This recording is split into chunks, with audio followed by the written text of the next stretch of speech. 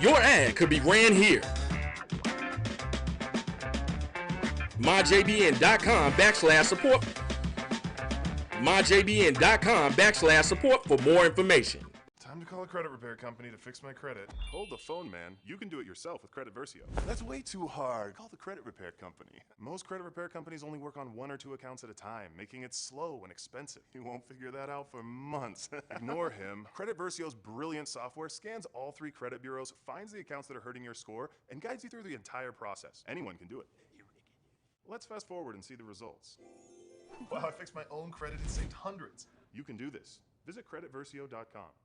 At CDW, we get speed as the new currency of success. Our team spends way too much time tending to outdated applications and software when they should be focused on driving application agility and innovation. CDW Amplified Development Services modernizes software and application development to help accelerate innovation and digital transformation. So you mean building new applications, UI, and mobile interfaces? Well, you said you needed to innovate more quickly.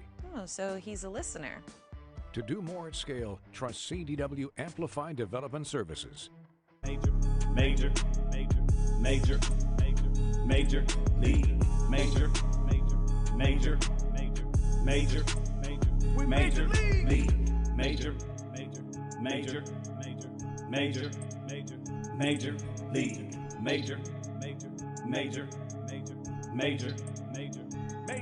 league, yeah.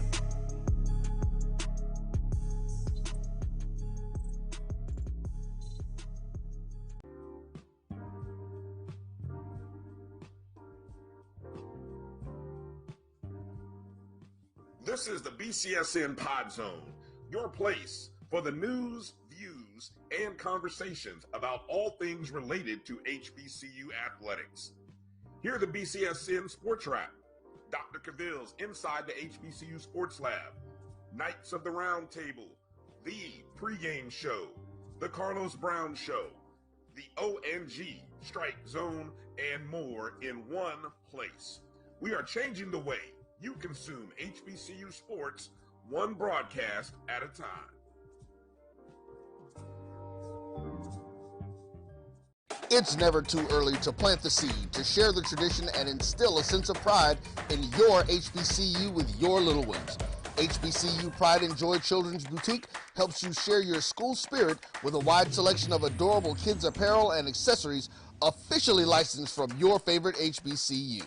Visit hbcupridejoy.com and follow us on all social media at HBCU Pride Joy on Facebook and Twitter.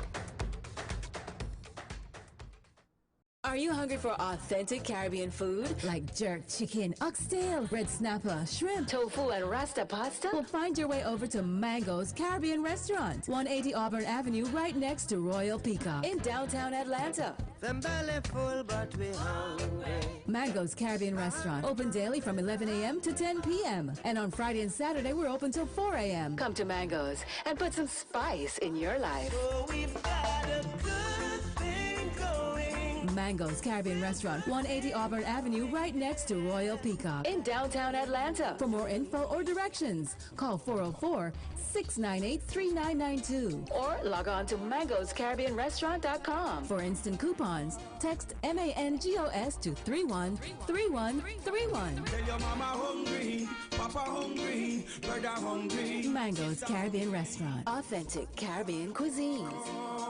Open up the door, tell your mama hungry. From novice to aficionado, find yourself here. High quality cigars plus personal customer service. Slow Burn is Waco's only mobile cigar lounge, featuring a meticulous, curated collection of premium cigars. Visit our website, www.slowburnwaco.com. That's www.slowburnwaco.com.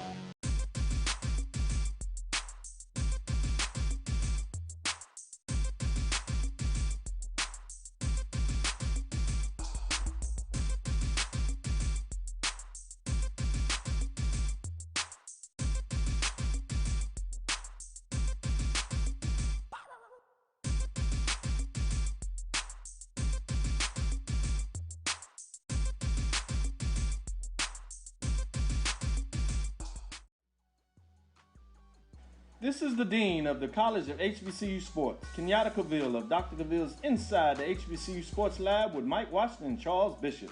Come mix it up in the lab where the course lecture is in session every Tuesday from 6 o'clock p.m. Central Standard Time on Facebook Live, YouTube Spreaker, or the BCSN app, as we discuss all things about the HBCU sports culture, including exploring the week that was in the sporting HBCU diaspora, as well as the upcoming week of HBCU Sports. With me, the Dean, the College of HBCU Sports, on Dr. Cavill's Inside the HBCU Sports Lab with Mike Washington and Charles Bishop. Course lecture dismissed. Mobile banking from Truist actually works for you.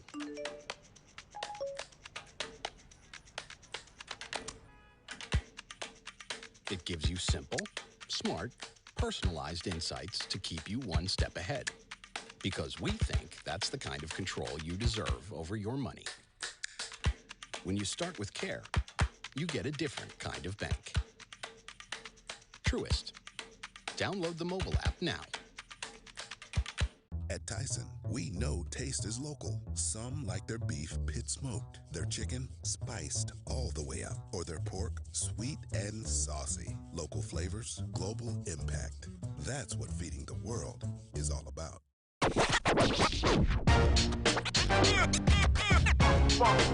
It's like a loot machine. All around town, people trying to get down.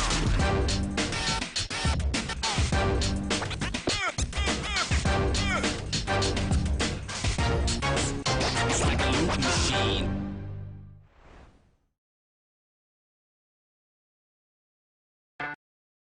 But you stay on hard.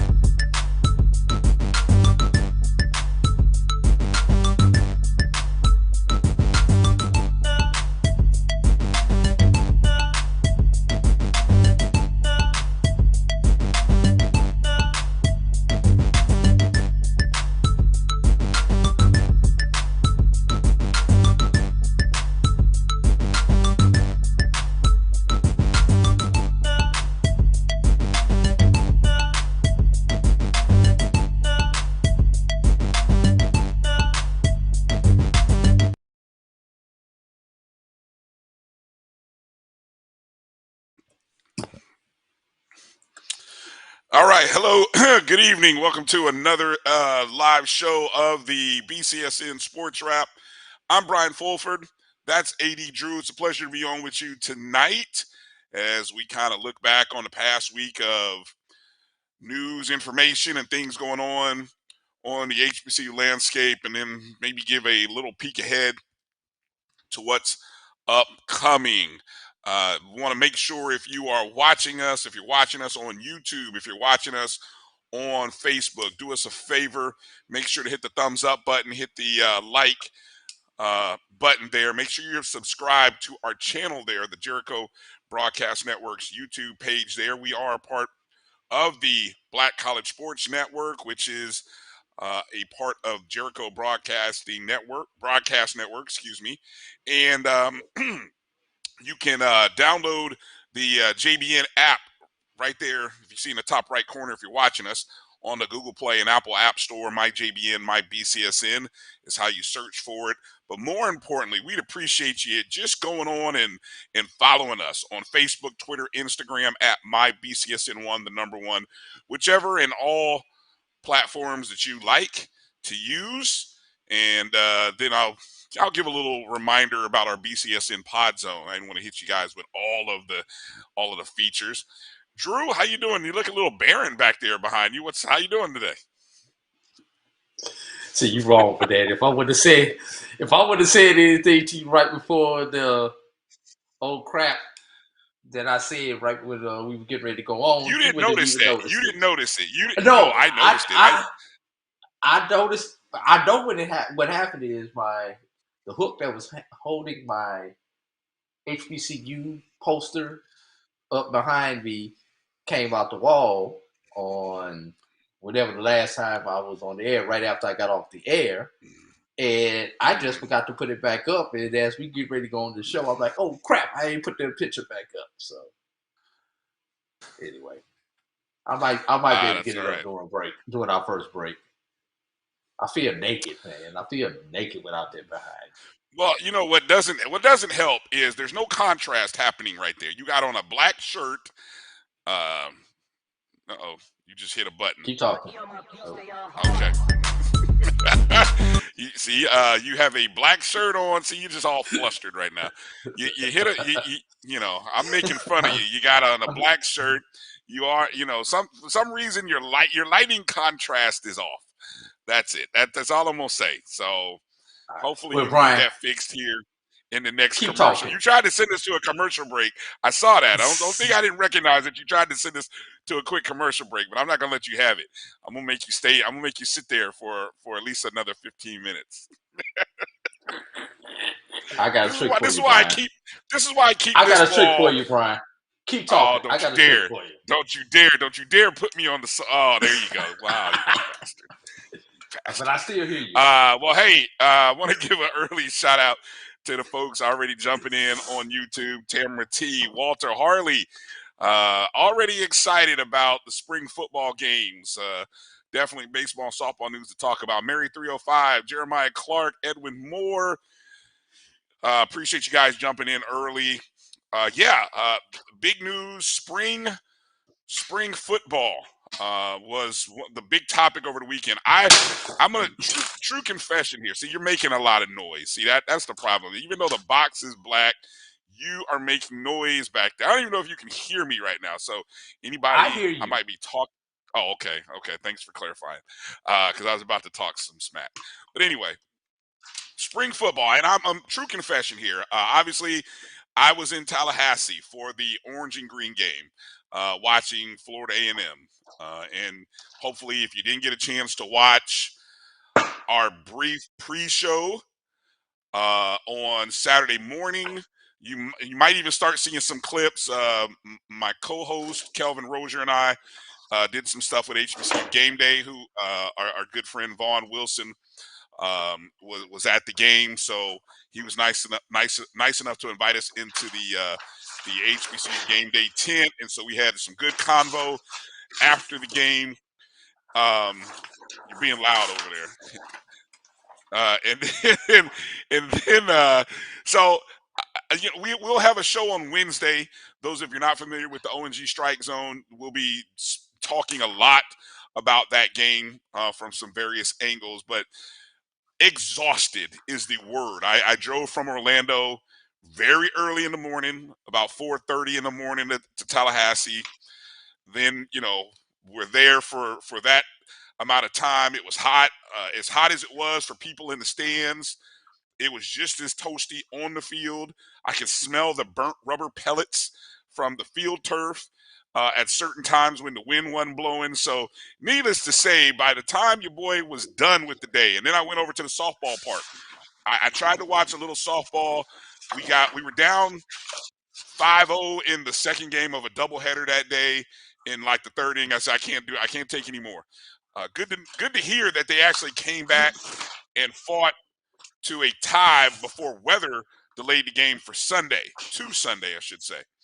But anyway, all that to say, by the time I hit the bed or got somewhere where I could sit down on a bed, which was about 8:30-ish, 9 o'clock, your boy was out. I was gone. And I might have, thank goodness where I was driving had like curves and because I really had to pay attention. But I could have just stopped and pulled over somewhere and fallen asleep. But people say that's not a good thing to do. So anyway, I slept for about 10 hours. It don't want to stay up, Drew. It doesn't want to stay up. You need some new tape. But anyway, about 10 hours of sleep. So anybody who's a content producer over the last day, 24 hours, God bless you. Keep them in your thoughts because they are tired. Any content that you see coming out today is because they didn't sleep and maybe they just put on a pot of coffee and got back to their studio or home and uploaded content. Because, I mean, it's exhausting. Excuse me. Very exhausting. So, yeah, I appreciate you, Edwin. He is keeping up a lot of noise back there in that background. I don't think he can help it with all the tape and stuff. But anyway, what I want to hear, and look, so it's hard for us to kind of see what everybody was doing. So I'd love to hear from you guys who were in the chat. How did your team look? You know, what did you like? What did you dislike from your school? And I mean, there were a host of schools that had spring games. I'm going to try to find my list that I had set up for myself of who had spring days. I'm going to try to go off the top of my head here. I know, obviously, Alabama State, Jackson State, North Carolina Central. Who else There were had 15 spring schools, games? Brian. There were 15 schools. Yeah, I'm not even going to try to play the game of naming them, but there were 15 schools.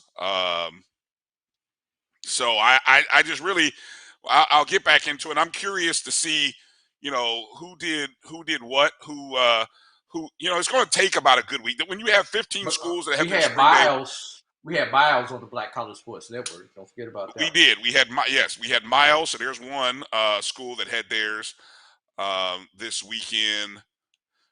Alabama A&M. No, that was Alabama A&M this weekend, or that was last weekend. I think that was last weekend. But I'll try to. We'll try to go through all of the schools that had. You know, there's I'm not going to try to break down everybody. I know Texas Southern had theirs as well, but I think we do want to touch on it, and we're going to try to bring in some guys, probably not this show, but even the next show, to just really look at what we saw. The transfer portal opened yesterday, so a lot of guys who are going to make some decisions based on their performance from the spring game, maybe lack of playing time, lack of stature. I'm just looking here on HBCU Sports.com, seeing a note here that Jackson State wide receiver Willie Gaines entered the transfer portal. He was a transfer from Dodge City. He finished 2022 season with 27 receptions for 446 yards, scored 5 touchdowns, also led the team with 169 punt return yards on 21 attempts. He has 2 years of eligibility remaining. Gaines is now the 4th Jackson State receiver from last season to enter the portal, along with Kevin Coleman, Travis Hunter, Shane Hooks. And then you had Dallas Daniels declare for the draft. So that's 5 key receivers. You also, your quarterback gone. And then you're still looking for a decision from Savion Wilkerson. So you'll have a really interesting new look for the defending SWAC champions. And I mention all of that because they're the SWAC champions, not because of other stuff. You can save all that. But just from a pure football perspective, your champions are going to look different this year. It will be an entirely different team that comes down to Miami for the opening game against Florida A&M, which is a conference game, SWAC East matchup.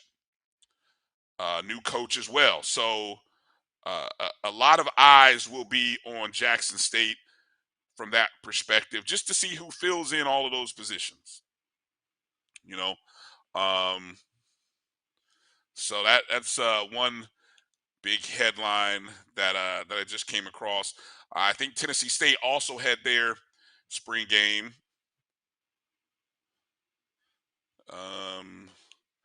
Just kind of taking a peek here. Howard, I believe Howard had their spring game as well. So a lot of interesting things to kind of look forward to. Drew, if I know you don't subscribe and you don't drink the tea from the spring football bonanza that some of us do. Who are maybe a school or two that you are interested to see what they will look like in the fall, and why? Number one is going to be Bethune. Okay.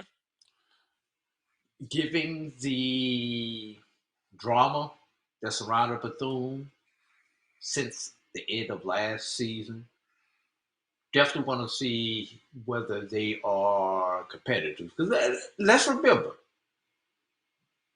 pre-pandemic, Bethune was a very good football team. It asked anybody in green and orange how good Bethune was.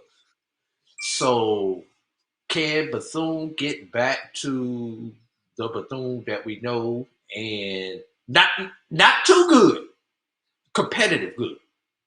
We don't want to get back to the Bethune of the teens, not at least not for the last game of the season. But for the other games of the season, yeah, we want to see the Bethune, see if they can get back to the Bethune of the teams. Morehouse, similar situation. Late naming a head football coach. So when you're late naming the head football coach, how does that affect recruiting and things like that? Miles would be another one. Sam Shade came in late last year to the mix at Miles. Now he's had opportunity to get the season under his belt. It's going to bring in a recruiting class. Miles only won one game. You're talking about a power for the past decade in the SIAC. So there is another one that I really want to see. Bowie State.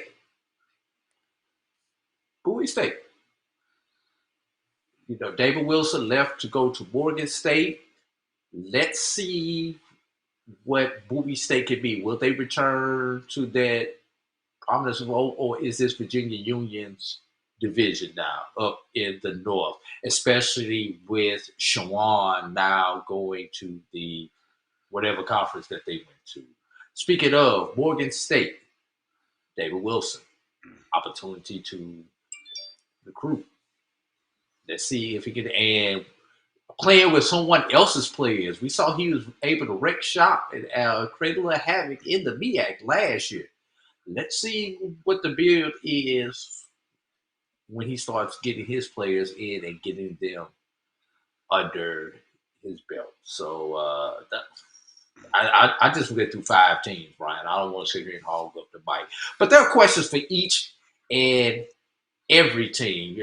Is Tyler Baker that dude? Like they say, he is that dude for Alcorn, because the Alcorn State team was probably a quarterback away from being the winner in the West.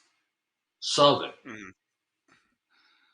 Has Southern solved their quarterback issue? Because Southern, as great of an offensive mind as Eric Dooley was, couldn't get the quarterback situation right last year. And Southern was that good of a football team. They won in spite of their quarterback last year. Yeah. Alcorn could not win without a quarterback. And they didn't need a superstar quarterback. They needed a serviceable quarterback. Speaking of quarterbacks, and I'm going to leave you on this one, Brian. With Shedeur Sanders now playing for the Colorado Buffaloes, will Andrew Body solidify himself as the best quarterback in the SWAC because he's the front runner as of right now? Is he? Or will, based on the returners? Is he? He wasn't an all SWAC quarterback last year, was he? of the returning quarterbacks, not counting transfers. Look, don't make me go. Who would Somebody you? tell me. Who would? I mean, we're not talking about the return, not the transfers, not the freshmen. Who would you have rated above Body in the SWAC? That's a question. I'm putting it out there.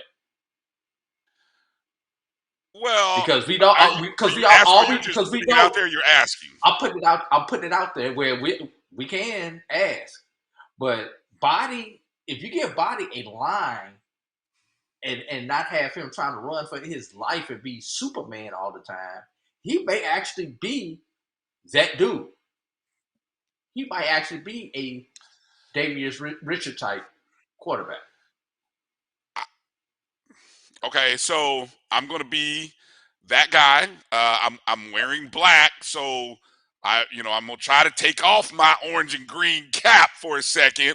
But I will say, I was trying not to be a homer when I put that comment out, Brian. But no, I get it, and it's a great conversation piece. It's going to bring up a lot of conversations because you have the talent and the reputation that Andrew Body has given over 2 years. But Andrew Body was not the second team all-SWAC quarterback. It was the guy in Tallahassee. Correct. So I just, when we start getting into the discussion of returning quarterbacks, it should start with those two guys. Now, I was listening to as I was driving back, I was listening to Scotty's show on his post game stuff, and he was mentioning that Andrew Body is dealing with some health issues.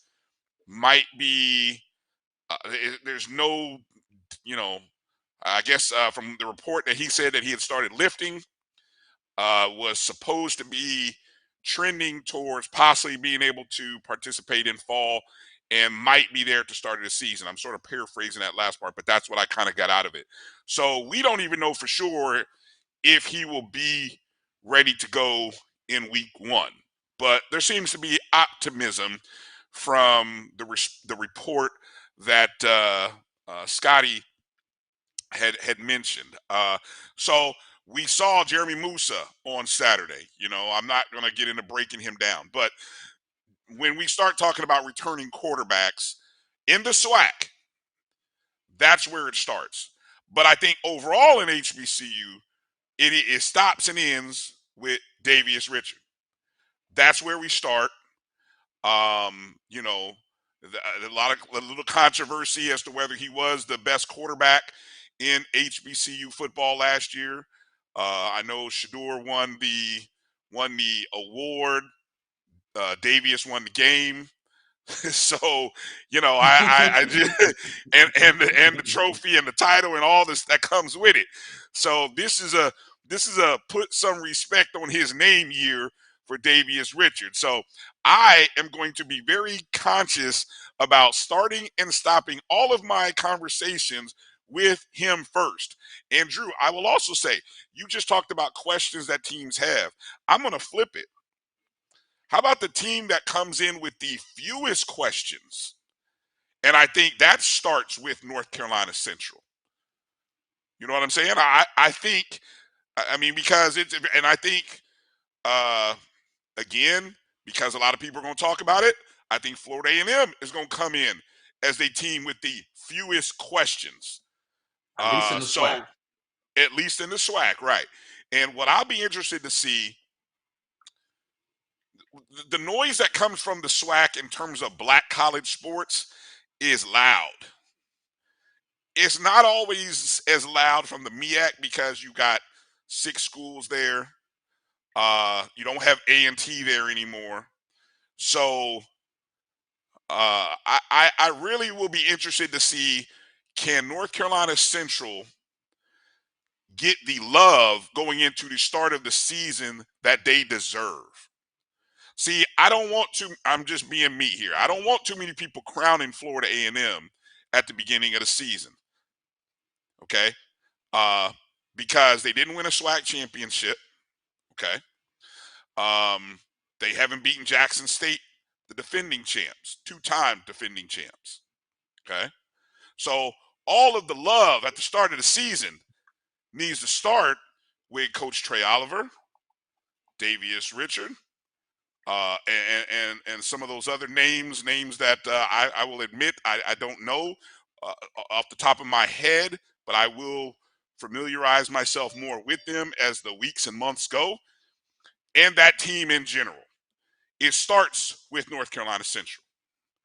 And then we go to picking up who's 2, 3, 4, who's the next one to talk about, blah, blah, blah. But interesting. Watch, Drew. It'll be White and everybody else. I'm telling you now. Watch and see who do the prognosticators, who do other folks in these HBCU football landscapes give the early praises to. Because, again, I think the SWAC is the loudest guy in the room because he's got 12 schools behind him. You know, you can't help be loud when you got twice as many as another conference and every other conference. But just because you're the loudest doesn't always mean you're the best. And we found that out many years in December. Have we not? December? What about August? Well, yeah, Labor Day weekend. Yeah, we find that out too. By the way, who is the MEAC SWAC Challenge game this year? Do you know off the top of your head? Jackson State, South Carolina State. Ooh, okay. Man, that's gonna be interesting. That's gonna be interesting. Oh wow, Edwin Moore. Are you serious, Edwin Moore? You're early. Is this way too early? Top 10? Is that what you just put out there, or his top 15? And are we talking football, Edwin? Good Lord, man! All right, that's an interesting list. We'll look at that. Let's take a short break, Drew. Quick 2-minute break. Come back. Hit you up with something I found really interesting regarding two conferences and their scheduled media days. We'll talk about that and more right on the other side. You're watching the BCSN Sports Wrap with Bryan and A.D.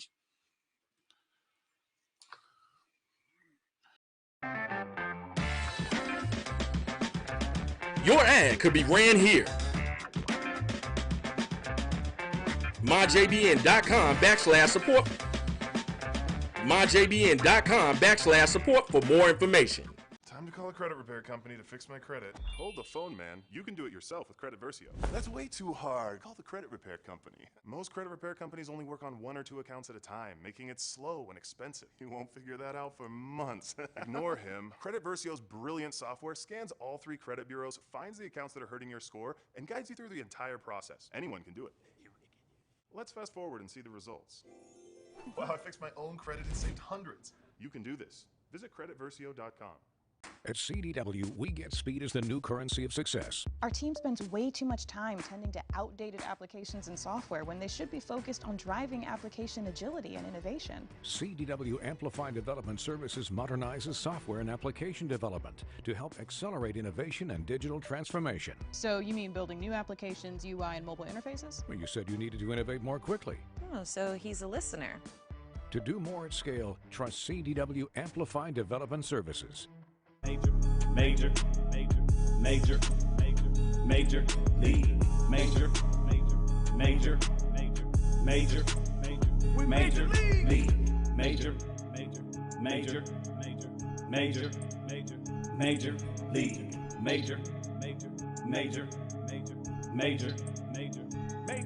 league.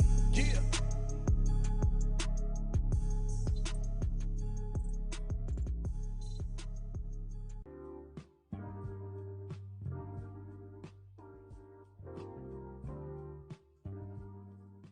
This is the BCSN Pod Zone, your place for the news, views, and conversations about all things related to HBCU athletics. Here are the BCSN SportsWrap, Dr. Cavill's Inside the HBCU Sports Lab, Knights of the Round Table, the pregame show, the Carlos Brown Show, the ONG Strike Zone, and more in one place. We are changing the way you consume HBCU sports, one broadcast at a time.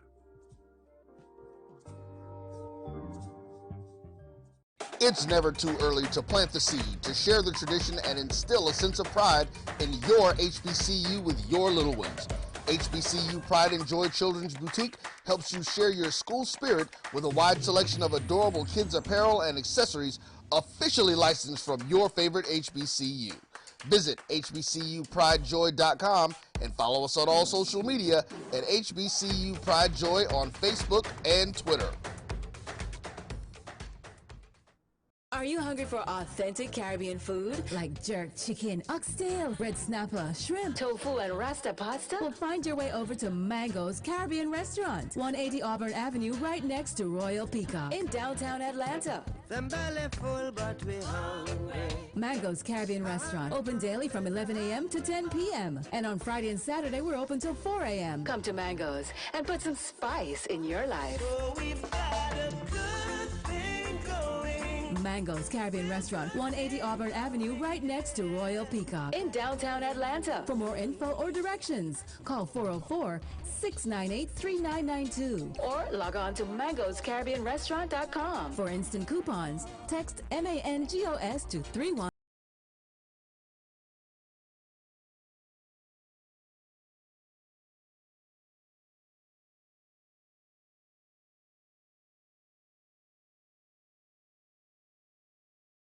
From novice to official.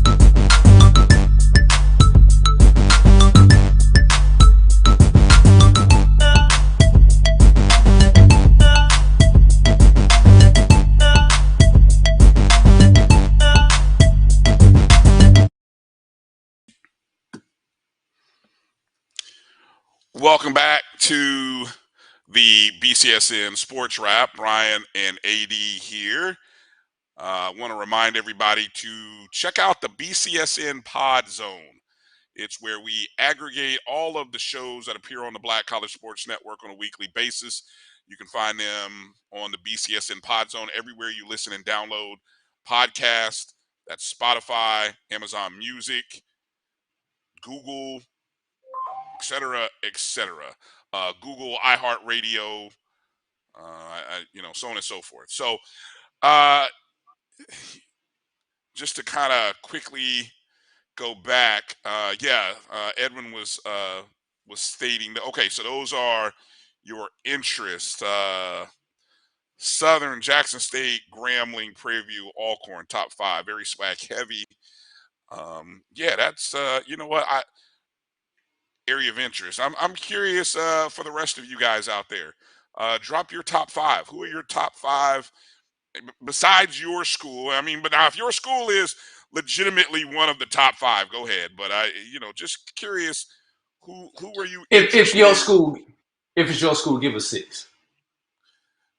If your school is in your top 5, give us the other. I want to see the other 5 schools that they are interested in. All right. I found the list here.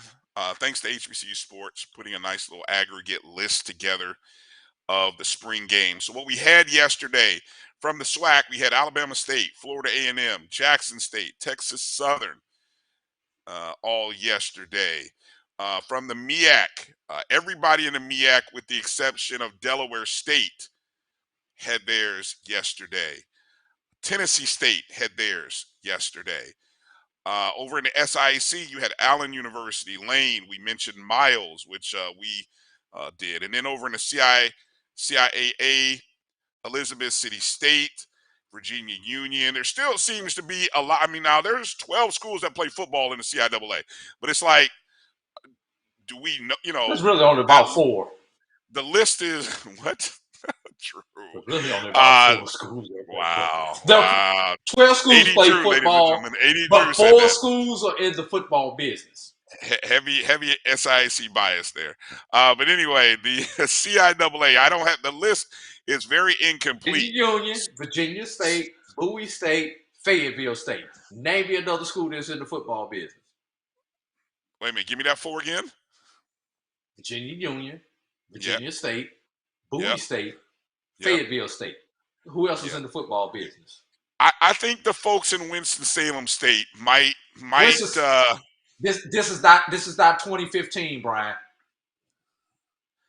Well, hell, that was only 6-7 years ago. I mean, It's not like that was a decade. Hadn't even been a full decade. This is not 2015 when Winston-Salem was the winningest Division II HBCU. This is a whole other decade. Since the 20s have come along, Winston-Salem, the numbers show it. Since the 20s have come along, Winston-Salem has gone back to the pack like everybody else. All right, I know we know some Rams, and they might disagree, or I don't know. They may disagree. They may agree. I don't know. Until last year, you could put Tuskegee in that same category as Winston-Salem State, because Tuskegee was the number 2 winningest team in the 20 teams. But as soon as the 20s came along, Tuskegee hadn't done anything until last year. All right, so we're still waiting to see. Maybe the rest of the CIAA is having theirs this upcoming weekend. This upcoming weekend, the 22nd, is when you will have Morehouse, Kentucky State, Central State. You'll have Delaware State, as I mentioned. In the SWAC, you'll have Prairie View, Bethune-Cookman, UAPB, and Grambling will have their spring game, and then maybe the rest of the CIAA. I don't know. I'd love for that list to be completed somehow, some way by somebody. If you guys out there know those dates, let us know. I saw there's a couple other notes in there that you guys in the chat rooms are bringing up, which I definitely want to touch on and bring up. But let me go to what I kind of teased a little bit regarding media days coming up. The 2 big conferences in Division I, the SWAC and the MEAC, the SWAC first and the MEAC, released their scheduled dates for media days. Now, usually, traditionally, and I'm just going the last few years, okay? I'm not going to go, deep back. Let's just say since the SWAC has been a 12-team league, they have had their media day kind of in the middle of July. It's usually been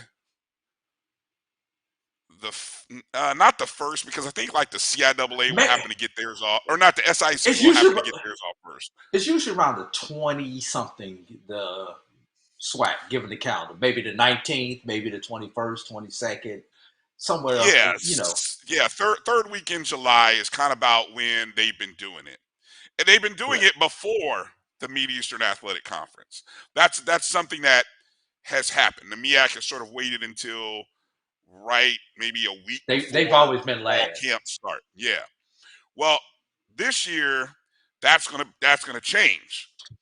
The SWAC had announced previously that the 2023 Football Media Day will be on Tuesday, July 5th, 10 o'clock Central at the Sheraton, Birmingham, which is where it's been the last 2 years.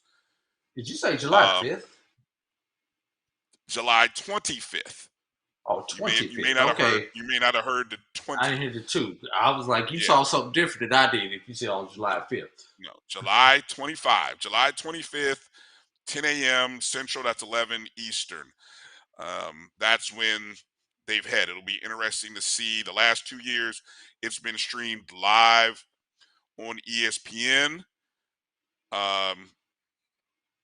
It was streamed live the year before Coach Prime. We'll see where it gets streamed after Coach Prime. Plus, 3. Plus 3, right? But it's ESPN interesting plus because ESPN this year, the MEAC will be holding their football day, the 2023 Football Media Day, presented by Wells Fargo, on Friday, July 21st, at Hilton, Norfolk, the Main, which is off of Main Street in Norfolk. So the MEAC is going before the SWAC, which really I think it's good that these are 2 relatively close days. It gives us an opportunity to travel to Norfolk, on Friday.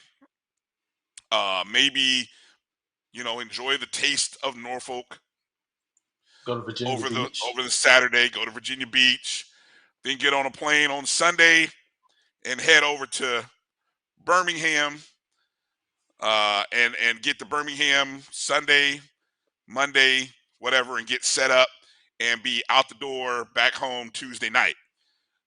So it really is a nice opportunity for hopefully more Black college media to attend the MEAC and then travel over to Birmingham. What do you make of the schedule change, Drew? Any interest? Does it resonate in any way as a good move by either? Because I think it's interesting that the SWAC is kind of going when they're going on July 25th, because I think that's a week later than they normally do or would have. Yeah, it's almost like they flip flop weeks. Schedules, yeah. That July 25th week, or that final week of the month, let's say that, has traditionally been the BAC week. But the BAC is still sticking with that Friday, which I also find interesting because the BAC has been known to do their event on a Friday, which is probably a good thing because let's be real, y'all. Most of us in this HBCU media space have 9 to 5s. We do this in our spare time. So it's very feasible for us to get a 3-day weekend to go cover a conference versus having to cover a conference on a Tuesday or a Wednesday, which may also be the reason why the SWAC moved theirs from the middle of the week to a Monday, Brian. Once again, easier for people to take that Monday off versus it's usually been on like a Wednesday or a Thursday. Oh, you shaking your finger? No. July 25th is a Tuesday. Okay, it's a Tuesday. But throw that argument out. It would have been better. It would have been better if that would have been on a Monday, though. I'm still holding out for the SWAC to do a 2-day. I think there is legitimate. I think there is enough for the SWAC to do 2 days. For example, I think the SWAC could do a Monday and Tuesday. Now, cost should be factored in, but I'll throw this in. Hey, in doing a 2-day, why not do a 2-day where the SWAC maybe do the first half of the day with football and bring the second half of the day with maybe volleyball or same side, other fall sports. Yeah, same. East football in the morning, East volleyball in the afternoon, and exactly, yeah. I mean, East football. Monday, for example, Monday, July 24th would be East football, followed up by volleyball later in the afternoon. Then you go Tuesday the 25th would be the West Day. We would all be there. We would stay for 2 days. We would stay for 2 days. What problem? What problem do you have? What?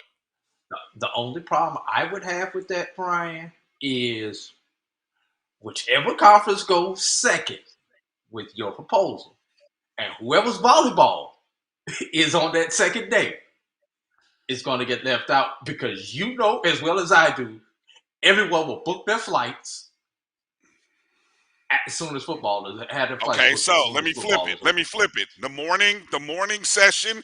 In the morning sessions, volleyball. After lunch, which they do serve lunch. After lunch, then we're bringing in football. Now, where are you going? Okay, where are you going? You're going nowhere. The second day. What I would do, you can fly out at 9 o'clock at night. Day 8 1, o'clock. I would go football, volleyball. Day 2, I would flip it, go volleyball, football. Okay. Whatever you got to do, make day 2 football. Day 2 after lunch football is because people are going to be there for the start of football. Because if you put volleyball in the morning, nobody's going to show up until lunchtime. So you got to bookend it with football. Right. I hope Andrew Roberts is listening to this. That's a freebie, Brother Robert. Well, look, hey, look. I mean, we talk about this all the time in terms of promoting and growing your other sports, because I think there is a real apathy. I'm looking for the right word. Apathy among SWAC Nation fans when it comes to non-football. And so the biggest challenge that not only the conference, but all athletic departments have to face is getting the same group of people who are interested and passionate about your football and hopefully your school and your school athletic programs. Get them excited and showcasing. I think the biggest thing, people don't know. You don't know who the volleyball players are. You don't know who. Look. I'm going to say this, and I say it with love. FAMU just won the SWAC regular season championship in tennis with a young squad. I don't think many people know those young ladies. We don't get it. We don't see them live. You know, we get a chance. I mean, they have a young lady on the cheerleading squad who went viral, 2 months after the actual video ran out. So we kind of know her name. But for a lot of the sports, people don't know.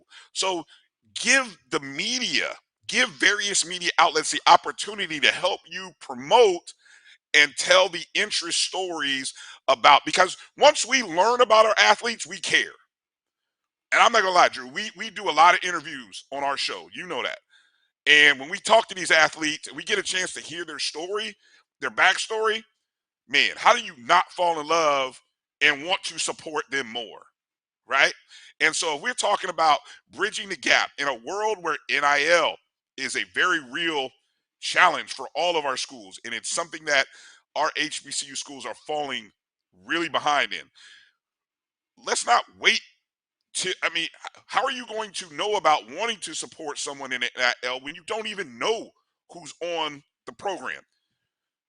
We've done shows where we brought on I'm speaking to a couple of young ladies that we brought in from softball. From our show, they ended up with some NIL opportunities. So I know it works, and every show should be doing out there. I know.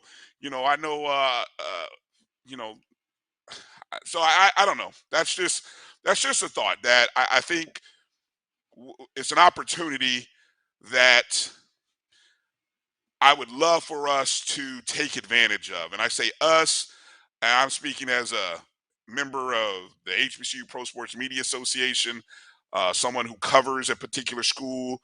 And I know you guys are doing that. I know Jeremiah Clark does that with Jackson State. I know everybody else. I know Fangs Up does that. And so we got to tell these people's stories and these kids' stories.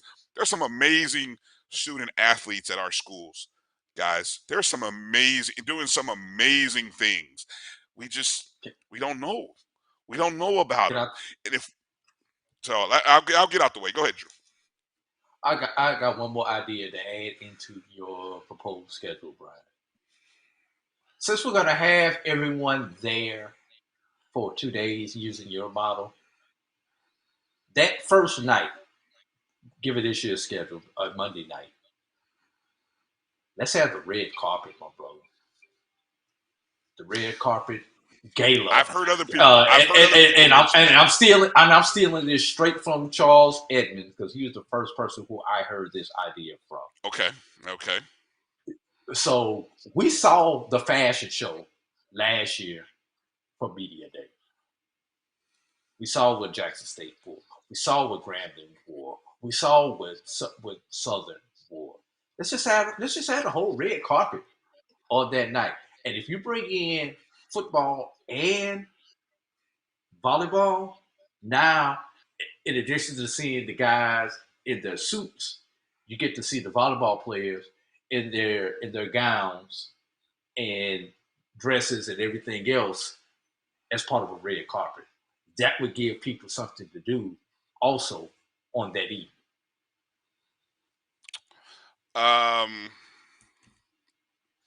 Interesting question here, Drew, that I see from Edwin Moore, where he says He's gotten the vibes that the SWAC coaches feel the media day interrupts their preparation for the season. Really? I don't. That would be.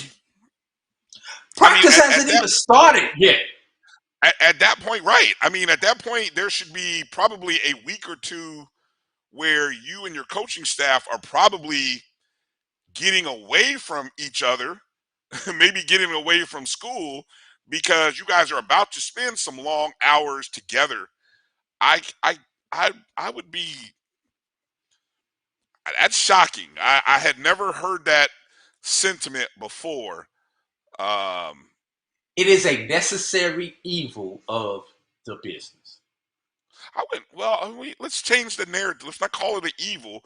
Let's just say it's when you talk about promoting your program,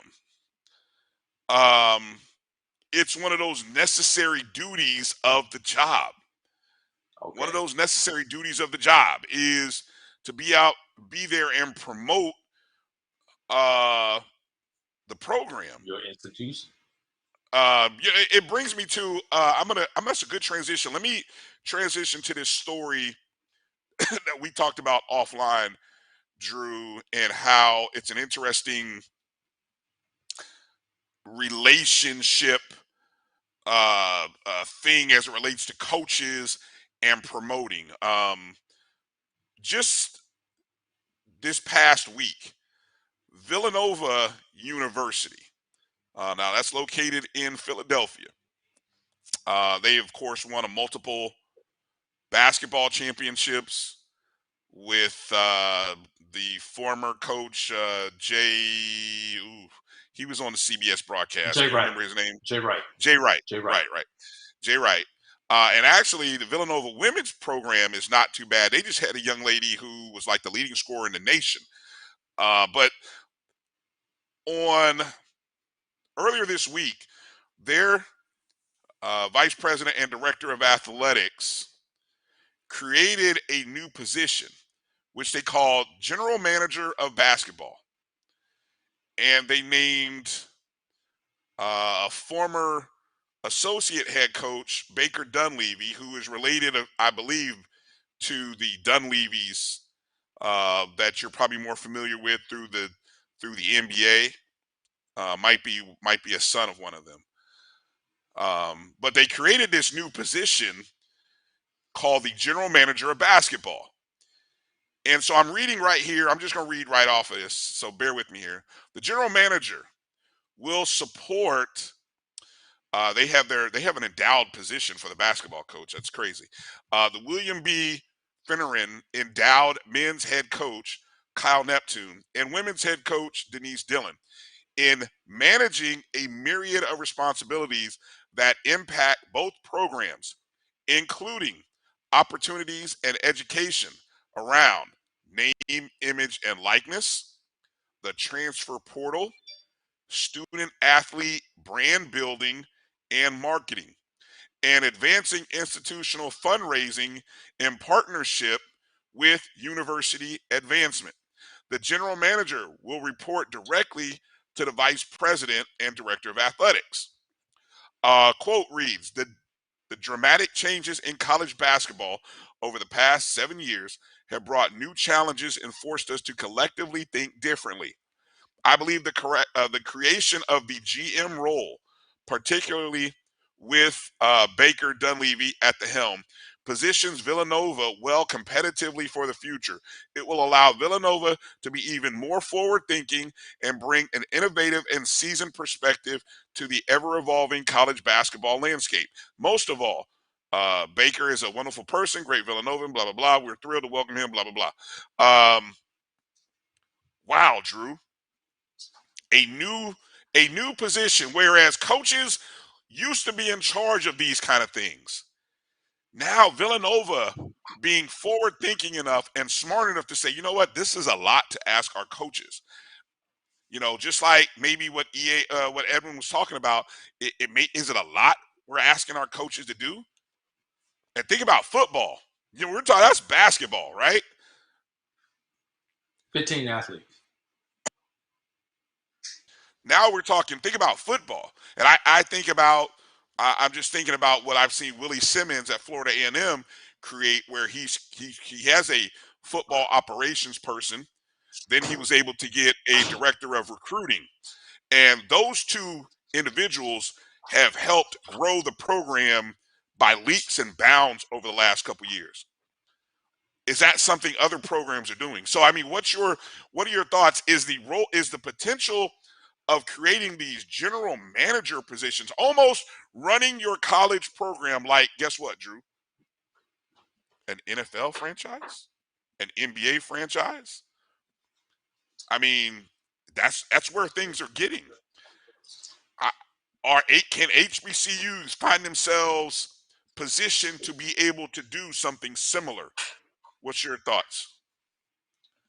Can you find the funds to facilitate this? Now, finding the funds can be done two ways. You could put that person in the position, and as they going out and creating opportunities and funding for the institution and the individual student athletes, they are able to show their value and bring in those funds. You know, if you're making $500,000 for your institution, then that justifies your salary of, I'm just going to say $50,000 just to make it simple. So that justifies it because we're still 450 to the good. That's 450 we would not have had before. Or B, does your university have funds already there to take care of this person so they can go out and do this job? Irregardless, you're going to have to figure out a way to quantify it. Now, for the recruit, they look at this as an opportunity to have an advocate for me going out there and getting deals for me, i.e., almost like an agent. And for those who are good enough, so the only question I have, Brian, these young men and young women are able to hire an agent for NIL opportunities. Will there be a conflict between that student's agent and that new general manager? Where we see, just like we see on the professional level, where we see contract holdouts and things of that nature. What will be that trigger at the collegiate level, given the parameters that they're able to deal with? Because the kids can have agents. Now you have the general manager being the intermediary. But here's the thing. Yeah, I think that's going to help the relationship between the player and the coach, because now they're not negotiating directly with each other. All that stuff gets handled behind closed doors, all the cussing and fussing or whatever needs to be done, while the player thinks they NIL value should be more, they should be able to get this as part of the NIL package and everything. Let those other people come out and figure it out and come back with the final proposal. Because when you go through negotiations, Brian, feelings can get hurt in a negotiation. Sometimes they get hurt to the point where they may not be repairable to the level as the relationship was before you went through that negotiation. Nothing good, nothing bad, but somebody is overvalued when in negotiation. Somebody is overvaluing their worth, and somebody on the other end is trying to depress your value. That's why you have people doing negotiations. Take Lamar Jackson and the Baltimore Ravens. If Lamar Jackson has an agent, I think that whole situation surrounding him is better. So all we're doing is putting middlemen in here as a buffer to facilitate the transactions that need to be handled anyway.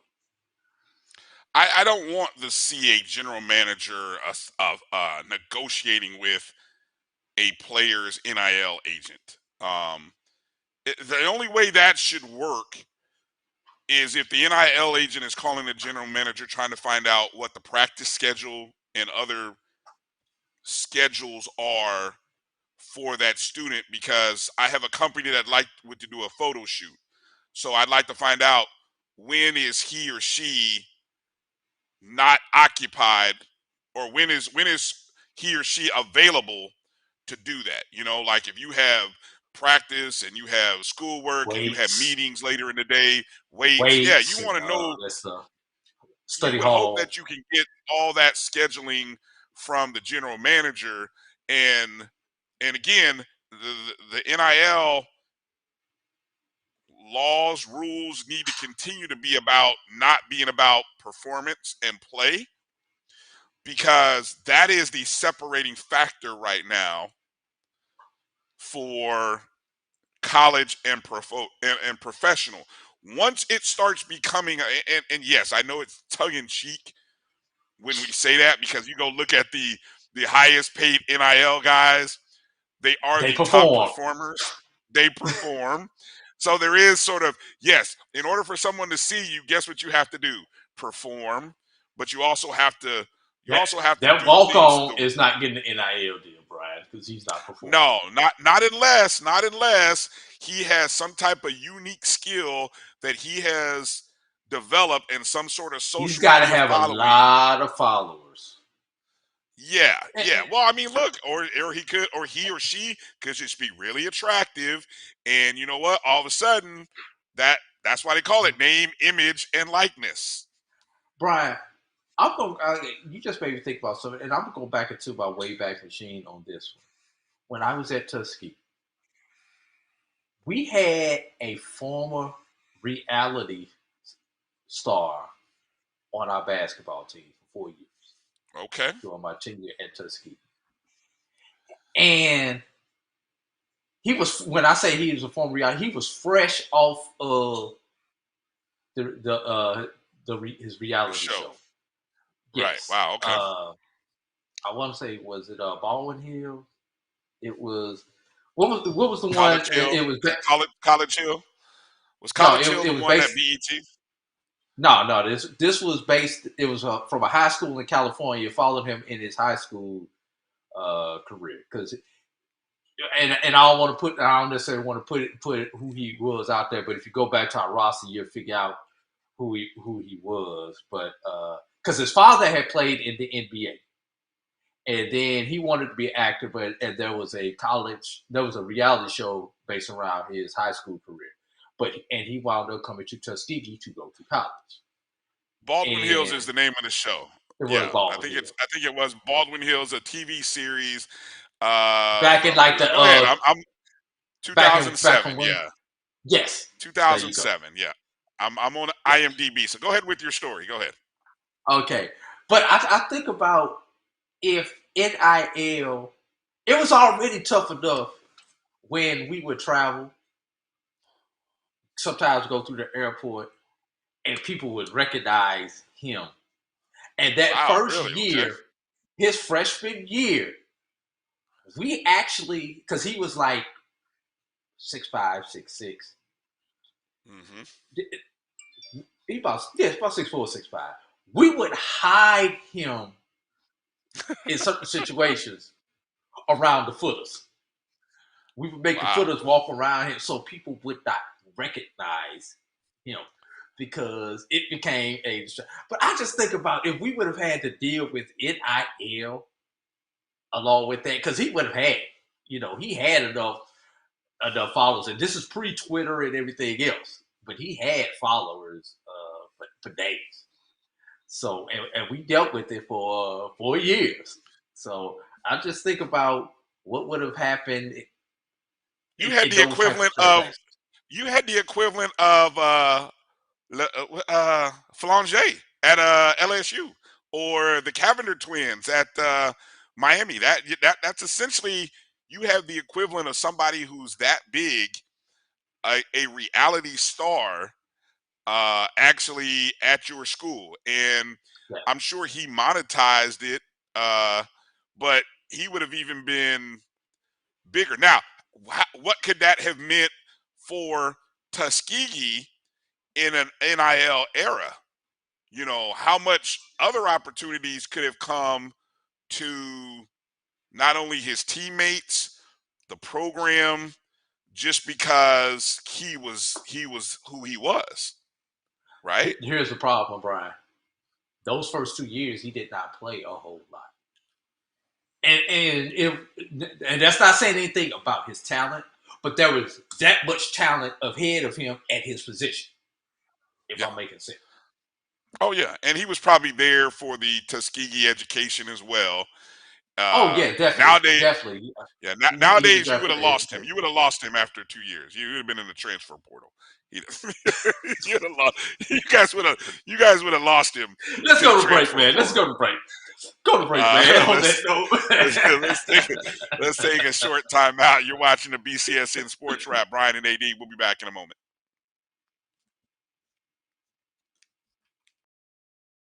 Aficionado, find yourself here. High quality cigars plus personal customer service. Slow Burn is Waco's only mobile cigar lounge, featuring a meticulous, curated collection of premium cigars. Visit our website, www.slowburnwaco.com. That's www.slowburnwaco.com.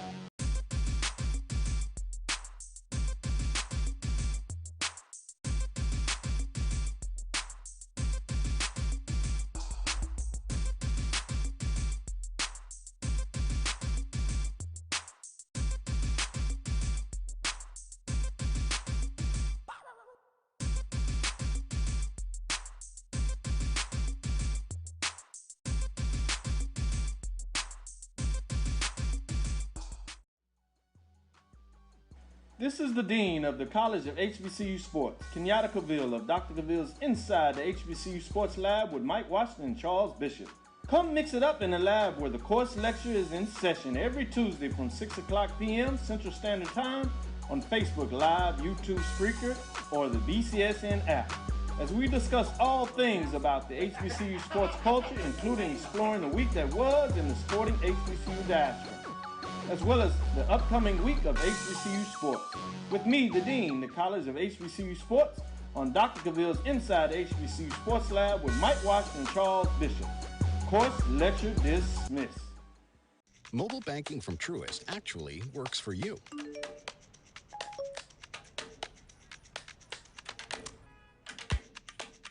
It gives you simple, smart, personalized insights to keep you one step ahead. Because we think that's the kind of control you deserve over your money. When you start with care, you get a different kind of bank. Truist. Download the mobile app now. At Tyson, we know taste is local. Some like their beef pit smoked, their chicken spiced all the way up, or their pork sweet and saucy. Local flavors, global impact. That's what feeding the world is all about.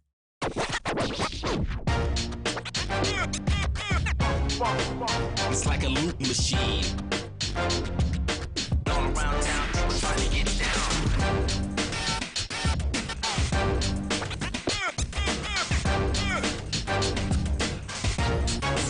It's like a loop machine.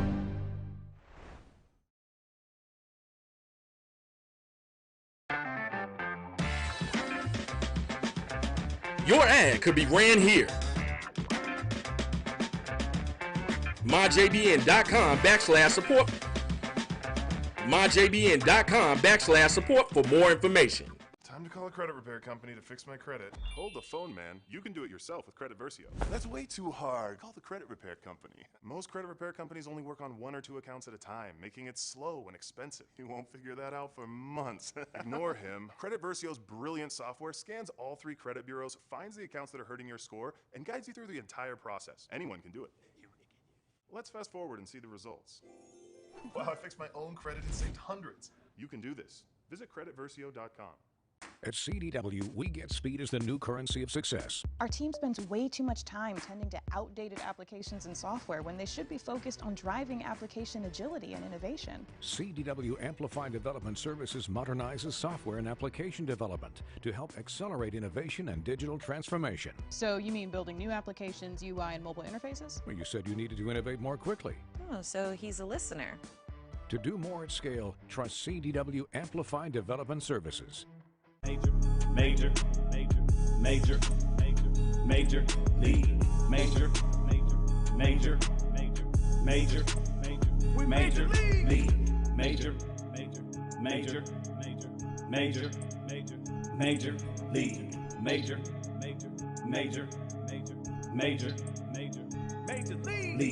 Yeah.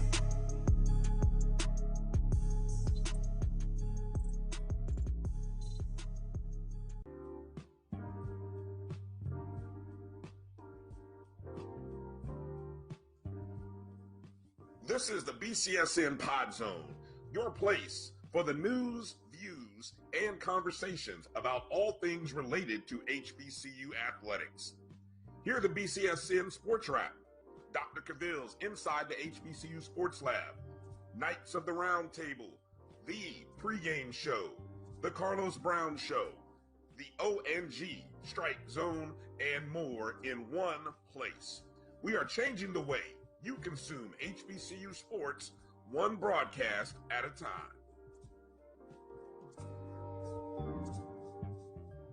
It's never too early to plant the seed, to share the tradition, and instill a sense.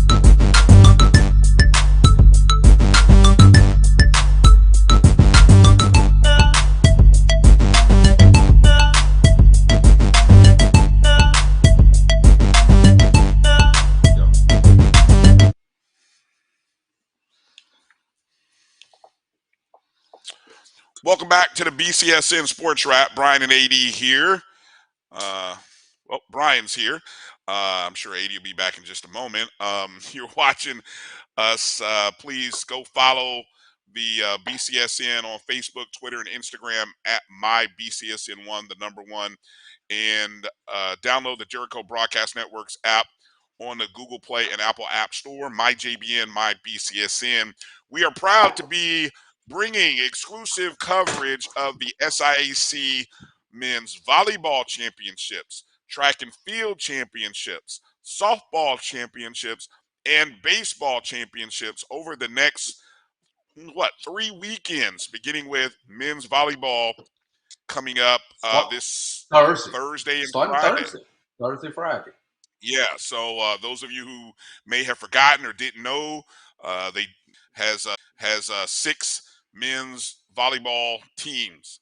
One of the, a matter of fact, they are the only HBCU conference with men's volleyball. And so last season, I believe it was Central State who won last year. I know Edward Waters got to the championship game. And Edward Waters is undefeated this year, with Central State being in second place. Right.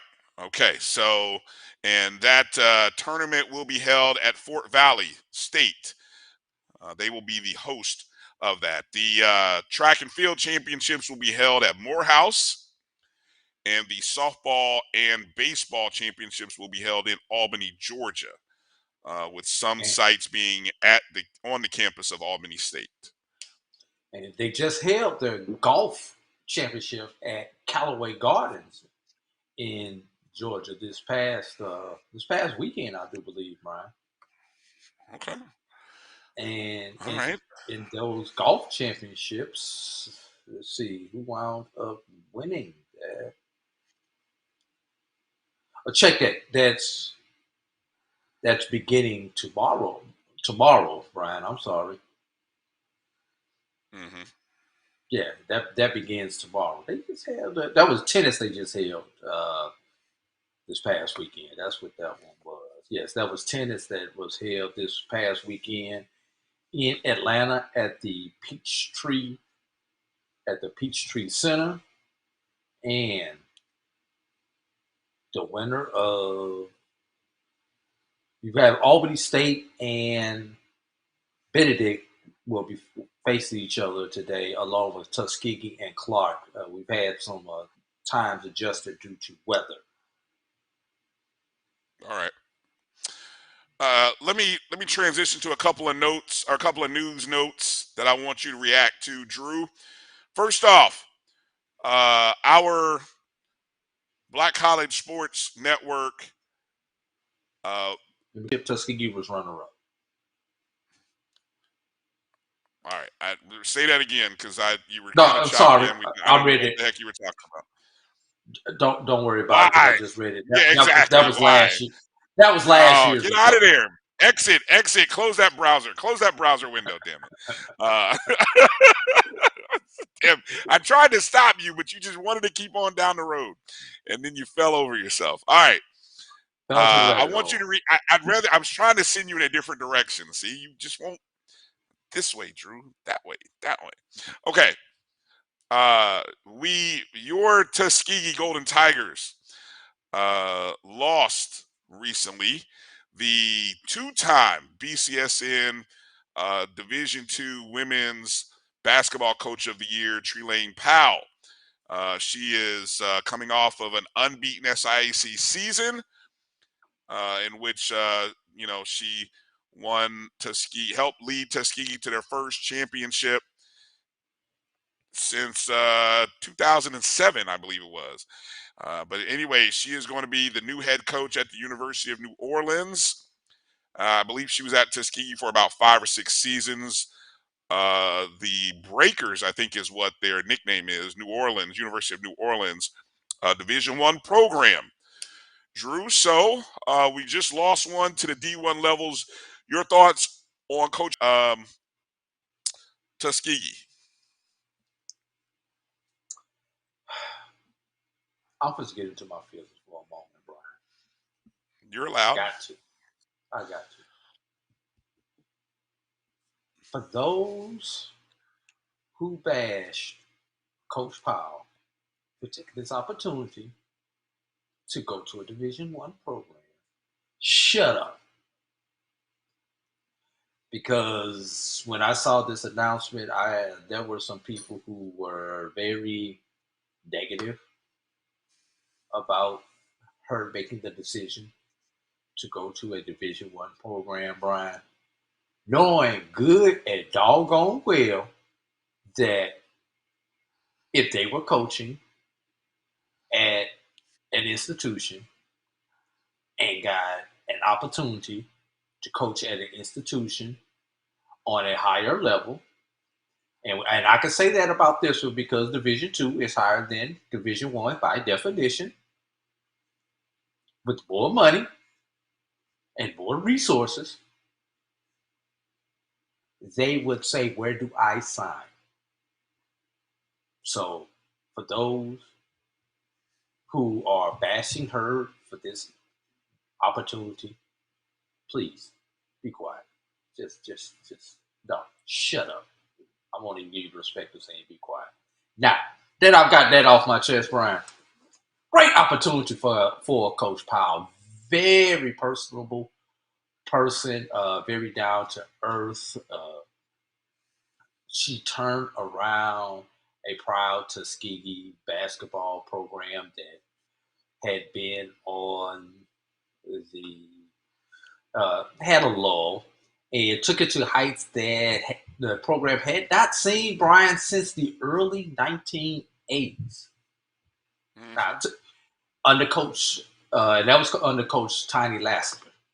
That's back when Tuskegee would beat the likes of an Auburn in basketball. Just to give y'all some numbers, and Tuskegee was playing for Division II national championships in the early 80s. Fact check that for me, y'all, if y'all don't believe me. Now, up under Coach Belinda Roby, who had over 200 wins at Tuskegee University, there was success, but most of that success was on a conference level. So Coach Powell, in a very short amount of time, took a team that I believe, Ryan, I know that team had single-digit wins the year before she took it. I don't remember what that win total was off the top of my head. But that first year, 20 games. And has won in 20 games every year minus the COVID year.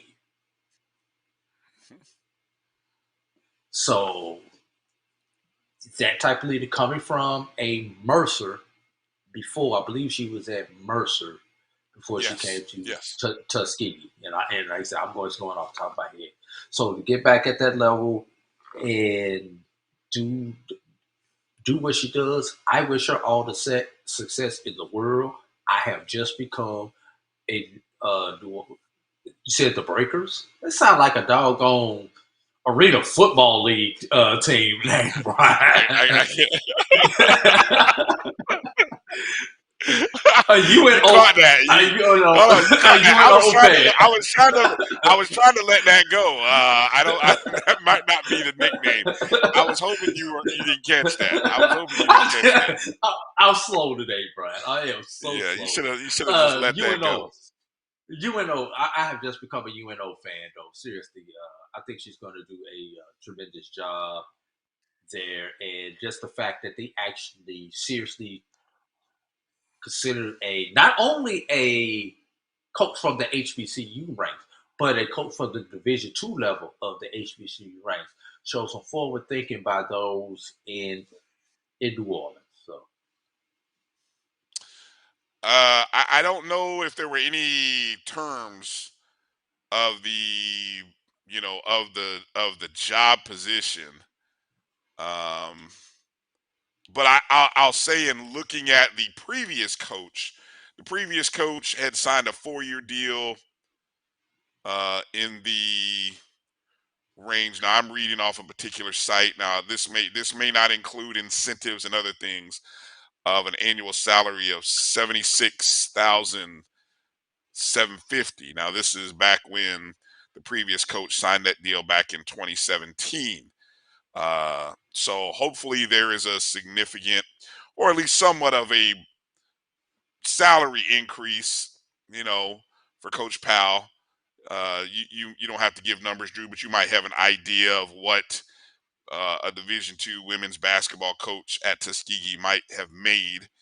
I don't know. It's not in that range. It's below that number. Okay.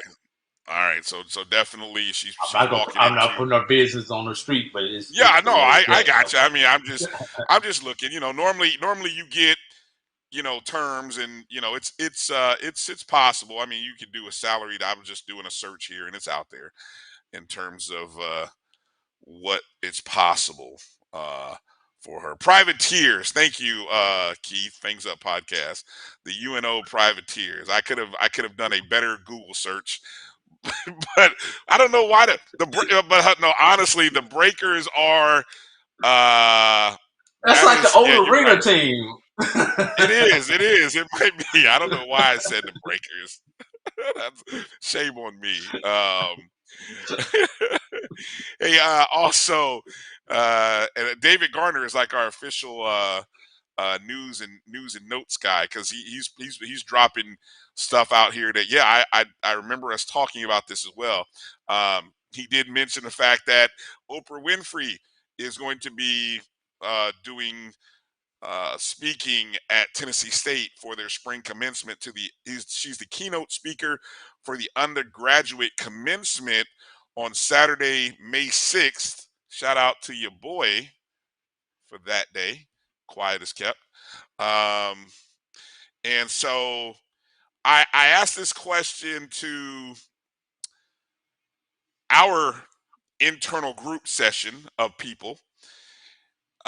Any chance that, now this can be me just projecting on the weight that Oprah, I don't mean literally, that Oprah has on influencing others, right? I mean, she's Oprah, and people kind of go, ooh.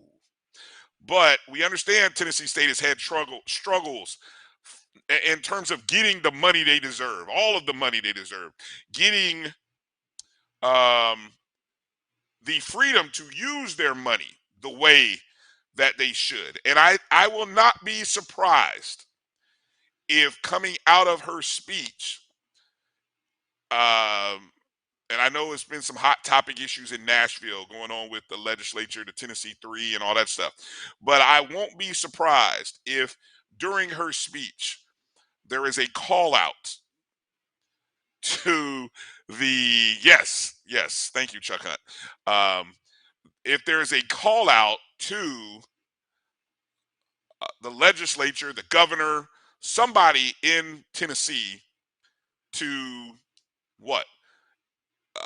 You know, allow Tennessee State to do what they've done for years, which is to serve their constituents in the best possible way and not hold them back as what this state has done for years. I will not be surprised. And in fact, I would be highly disappointed if Miss Winfrey, who, she could give two flips what I think, but I would be personally disappointed if she did not take the platform and the opportunity to mention. Drew, any comments? Am I reaching there with my thoughts and hopes of what that day and what that speech means for Oprah? Is that is that you reaching? I'm reaching. Okay. I know. I'll put some reach on this one, Brian. All right. You know what? Those who will be in attendance with those gowns and caps and gowns on is want to hear from Oprah on that particular day. Now, everything you said is what mommy, daddy, auntie, uncle, and all those other people want. She's not paying off bills. She's not paying off tuition. That's what they want to hear. That's what they want to hear. I am canceling your debt. Why not? Okay, what are the odds of that happening? Loan forgiveness. You get loan forgiveness. And you get loan forgiveness. 2-to-1 odds that she goes that route. 2-to-1. I mean, we've seen the celebrities do it before. Who? What was the guy? What was it? Was it Morehouse or was it Howard? Where the billionaire? You're talking about the billionaire? Well, what you is think? Oprah a billionaire? Is she a billionaire? Yes. Okay. All right. Yes. I might need to go enroll at. I need to tell my sister. Did she walk yet? I think she's an alum. I'm sorry. She can't do anything. You can't go back and get it. You can't go back and get a degree. Can you? Too soon? Too late? Too late is a better question. Yes. That's what those students are hoping. And the question is, with it being at 8 a.m. Central Time, do you have to show up at 8 a.m.? Like, if you don't show up because that's early, if you're not there and she does give you a loan forgiveness, you get loan forgiveness, you get loan forgiveness. Drew, if she does that, you are the man. And that's how we're leading off the show that day with Oprah talking about you get loan forgiveness, you get loan forgiveness, you get loan, that's genius, Drew. Yes, so Edwin Morris says, yes, she's a billionaire. All right, so again, I do, so that's what we're looking out for. Now we have something to look out for. Will Oprah mention Tennessee State? What do you call it? The call out. The call out, as Tamara T says, the call out. And then B, will she forgive some loans? And I guess C, she's got to do, you get forgiveness, you get forgiveness, you get forgiveness. That has to happen. But you know something, Brian, even if she don't forgive them, they'll be perfectly happy with you get a car and you get a car and you get a car. I'd be mad if Oprah. I'd be mad if Oprah saddled me with debt with a car. Yeah, because you got to pay depreciating item. Yes, you got to pay for taxes. Yes, the taxes, the car insurance. I'm like, tax. Oprah, whatever. You're like, Oprah, what are you doing? What are you doing? Let's go back for a second, Drew. Two good points that came up in the chats that I want to get to. Fangs Up podcast. Keith, our good friend Keith, brought up a question about, we were talking about the general manager idea that University of Villanova or Villanova University is implementing with is basketball programs. He asked a question, and I want to make sure I find it here, about he said, did not Jackson State introduce some of the CEO coach concept with Coach Prime, much like a Clemson or Alabama? I think that's different. I think that's different than this. I look at the coach CEO as being the concept of saying, I'm the coach / CEO. You, offensive coordinator, handle your offense. Defense, handle your defense. Special teams, handle your special teams. Running back, everybody is more empowered to do and make the decisions they need to make. And then I will give the overall, this is what, when he says we need to be dominant. So he's setting the culture, the tone setter, which is what your CEO should do. Your CEO of your company should set the culture and the environment that everybody operates under. And I thought Dion did a great job of that. He set a transformative mindset within the Jackson State football program and even the athletic program, because I think you started hearing other coaches using some of that same jargon, being dominant and having a dominating mindset. That's your CEO. I think this is different. Do you agree, disagree with that thought there? Yeah, but the stuff that Dion was doing with those extra people, those were all about promoting himself, the program, and things like that. Those weren't necessarily focused. They were focused on the athlete, but not around the athlete. If I'm making sense when I say that. Yeah. Okay. Yeah. Yeah. So I got you. I think this position is more a focus on the athlete, and this may be one of the first. And this is probably, and there are people who are already doing this, Brian. They have just not titled it like Villanova has titled it. And I would like to know who. It's marketing genius for Villanova to title it, because now that basketball program just got a leg up on the competition.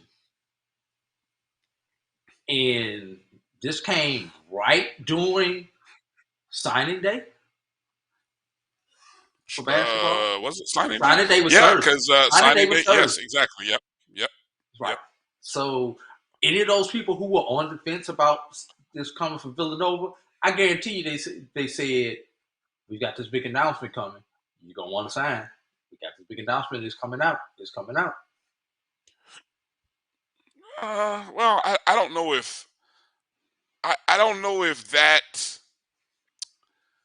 If they were on I the still fence. read. But well, if you're talking about how it's going to improve our NIL, yeah, I could get it. And again, that's something that these kids today are aware of and are talking about. I think what I find interesting from the basketball world is we're familiar with the basketball ops guy, who is actually a part of the coaching staff, but I don't mean to devalue handles it a lot in of any way, business affairs. Yeah, he's if there was a line, he's on the line, not necessarily below the other assistant coaches, but he's really below. He works with the head coach more directly than really doing anything for the other assistant coaches. Like, the assistant coaches have their role in terms of scouting, recruiting.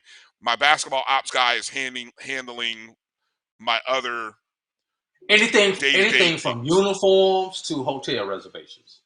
Exactly. He's doing more stuff to make sure we're all squared I away. had The a friend program, of mine the kids are squared away. who was the basketball ops guy at Auburn. But everybody doesn't have that. That not every HBCU can afford that basketball ops guy. So not only do you potentially have a basketball ops guy, but now you've got the GM, and the GM is there to help the head coaches. And so do they still have the basketball ops guy, or did the basketball ops guy evolve to the GM? No, I bet you if you go back I don't know, but I'm going to go look at I bet they still have a basketball ops guy. There's no way you don't have a basketball ops guy. I just can't see that not happening, But let me go to this next question while we're talking. It's a great one that's brought up by Jeremiah Clark. Do the SWAC/MEAC schools really need to be trying to compete, and he emphasized the word compete, in the NIL space, or focus our energy elsewhere? One of the What's the elsewhere? That was the overwhelming thought that I had about what is elsewhere. What could be elsewhere? What else could we focus on? I get recruiting, winning games, having clinics, fundraising. I mean, some of those things I think should be happening from an athletic department perspective, but I do think at some point our schools, and this is why you have collectives and you have people outside of, now I know you have booster programs, and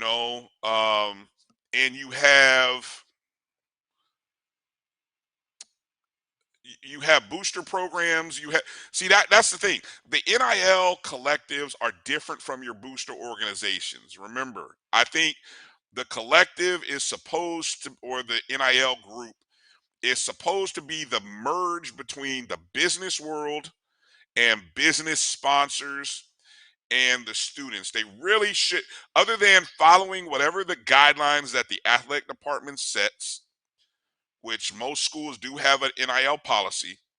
And as long as you're following that, okay, you could create a collective and make yourself available and let the university know, hey, we are here to help support student athletes that go to, say, Jackson State as this collective, the Tiger Collective, whatever. I'm just throwing a name out there. Okay. And now at this point, you're going out and getting sponsors, advertisers, companies, and saying, hey, look, we want to help our student athletes. You have, I'll give you an example. Here's an example I just saw. There's a UCF student. I saw he's a quarterback and plays baseball. I was looking at his Instagram. He did a 1-minute Instagram reel that was a promotion for Dove men's body wash and deodorant and spray. And it was themed like a day in the life. And it talked about he gets up in the morning, he puts on some Dove deodorant, he gets his day started, he feeds his cat, then he heads off to football practice. Then he goes from football practice to baseball practice. Then he showed a picture of him in the locker room putting on some lotion to stay hydrated. I mean, it was like, oh, and then I used the Dove lotion to stay hydrated throughout the day. Then he goes from that to meetings to, well, it just kind of showed his day. But guess what? In different spots, there was Dove. There was the Dove deodorant, Dove lotion, Dove whatever, I don't know. I was going to say bathroom wipes. I don't think Dove's doing bathroom wipes. But anyway, it was the whole day. And at the end of the day, the kid is like, I put on some moisturizer at the end of the day. I go to bed. I'm done. That's what it is. And literally, he's doing the pitch at the end of, hey, guys, you want to, not that he's saying like, hey, smell like me, but he's saying, hey, you want to take care of yourself with Dove. All right, I'm out. Or take care of yourself with Dove because I do. Yes, John Rise Plumley. That's exactly who I'm talking about, Keith. Yeah. And yes, it was a collective through UCF. So, but that's the kind of relationship that, there are plenty of restaurants. There are local restaurants within the city of Jackson or the city of Tallahassee, the city of Prairie View, city of Houston. Man, you could drive traffic with, hey, this is Andrew Body. I play football, here in Houston. Maybe they can't say the word Texas Southern. I don't know. But it's hey, this is Andrew Body. I play football here in Houston. And, my family and I, whenever we go out to eat, hey, we go to such and such restaurant. You should come out here too and check them out. They got great prices, great friendly atmosphere. Come join it. Come see where the Bodies eat. And then you had a picture of the whole family like, hey, yes. And then boom, that's it. That's what your collective does. So do HBC, I think alumni, we have so many brilliant and bright people. Every school in the HBCU marketplace should have a collective with people that are trying to do something for our student athletes. That's just my thought. Drew, what are your thoughts on the topic and the question? I don't think we need to focus on NIL, Brian. Not yet. Okay. What we need to focus on is making sure that we get our student athletes cost of attendance. Because cost of attendance is something that every student athlete gets. NIL is something that few student athletes get. So if we're going to focus our energies, let's focus our energy on the 300-400 students that we have on a particular campus and being able to get them something so that they don't have to take out all these student loans. Because if you've ever known anyone to compete at the collegiate level or have competed at the collegiate level, let me tell y'all a little secret. You can't have a part-time job and compete at the collegiate level. Time is not your friend. What is the cost, Drew? I mean, there's got to be a major hurdle. And see, this is the thing. I feel like the NIL stuff is a lower hurdle to jump over than what it takes to be able to get the cost of attendance. I mean, I don't know. Maybe you know more. Okay, me on this. What does it take? How much money? Who has to come up with the money? It has to come from the university or the athletic department or funneled through the university. That could be via boosters, via fundraising, et cetera, et cetera. Let's do the simple math, Brian. Say you've got 250 student athletes on your campus. Say now your scholarship covers room, board, tuition, food. That's what your scholarship covers. Now let's say cost of attendance. That's all the other stuff that goes along with living and going to school as a student. Let's just say it's $5,000, Brian. So 250 students times $5,000. Hold on, let me get Hold on. Let me get my calculator out. I was gonna tell you what the number is. Oh, you got it. Go ahead. Say it again. 250 students times $5,000. Yeah, 0.002. It's 1.25. It's 1.25, right? 1.25 million. Yep. Yeah, 1.25 million. That's what we need to focus. Can we raise another $1.25 million without hurting anything else in our budget so these students can get $5,000, $2,500 a semester, just to live? You have to do that. You have to do that every year. You have to get. I mean, unless you're going to budget 1.25, you got to think, what can we do? You have to build it. You have to build towards an endowment to do that.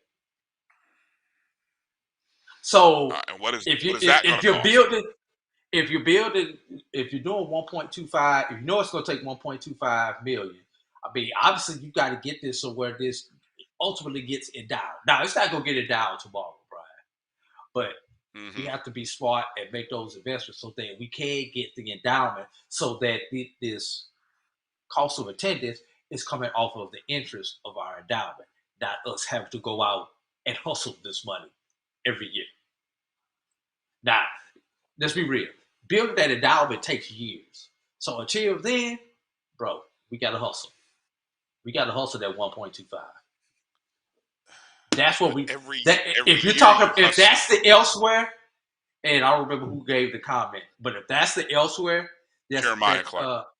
Okay, if that's the elsewhere Jeremiah Clark was talking about, that would be my elsewhere. I don't know what his is, but that would be my elsewhere. That's that's interesting. That's a interesting conversation, or a great look at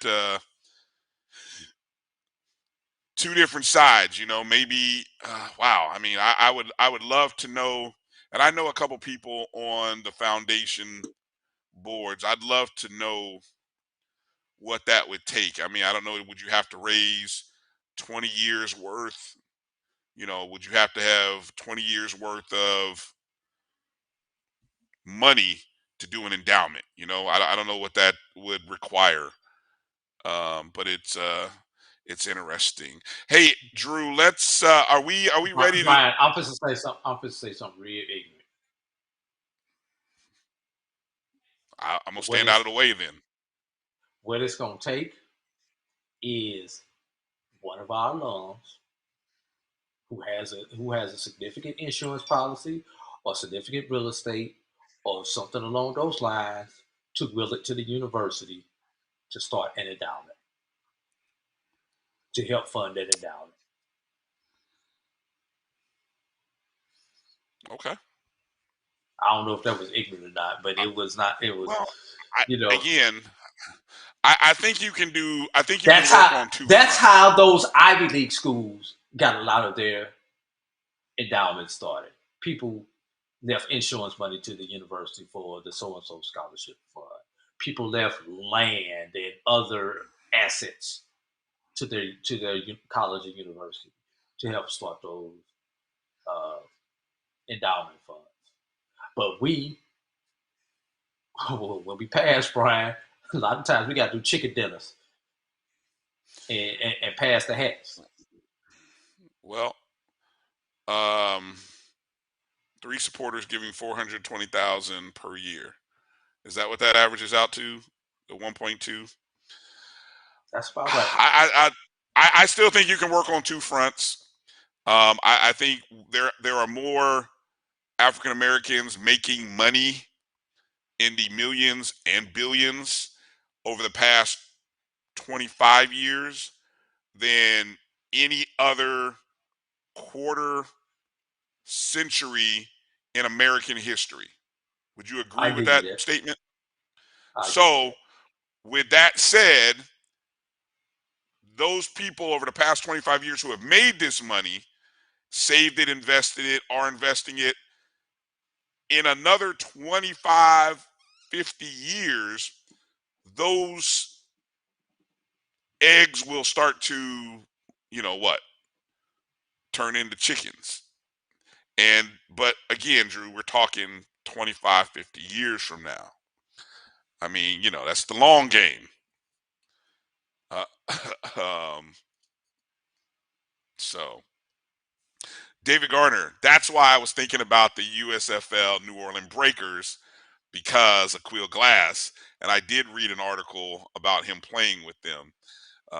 So I knew. Man, did you see the attendance at the USFL games this last couple of weeks, Brian? I heard some jokes about them. I heard they were.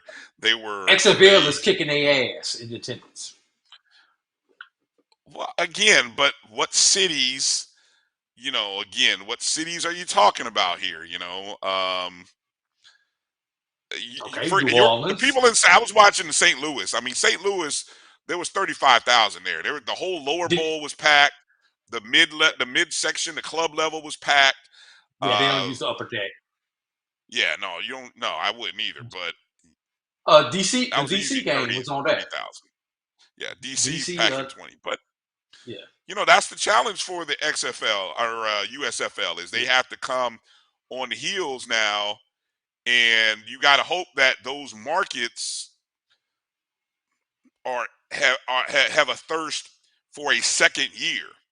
And that's what that's what I guess you're going to figure that out through. They're not playing in those markets, Brian. That's part of the.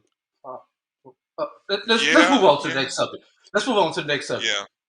Can we get into the top 5? Because I know we're coming up on the end of hour 2, and I don't want to be here too long. I know we're here for a good time, not a long time. I don't know if there were any other polls out.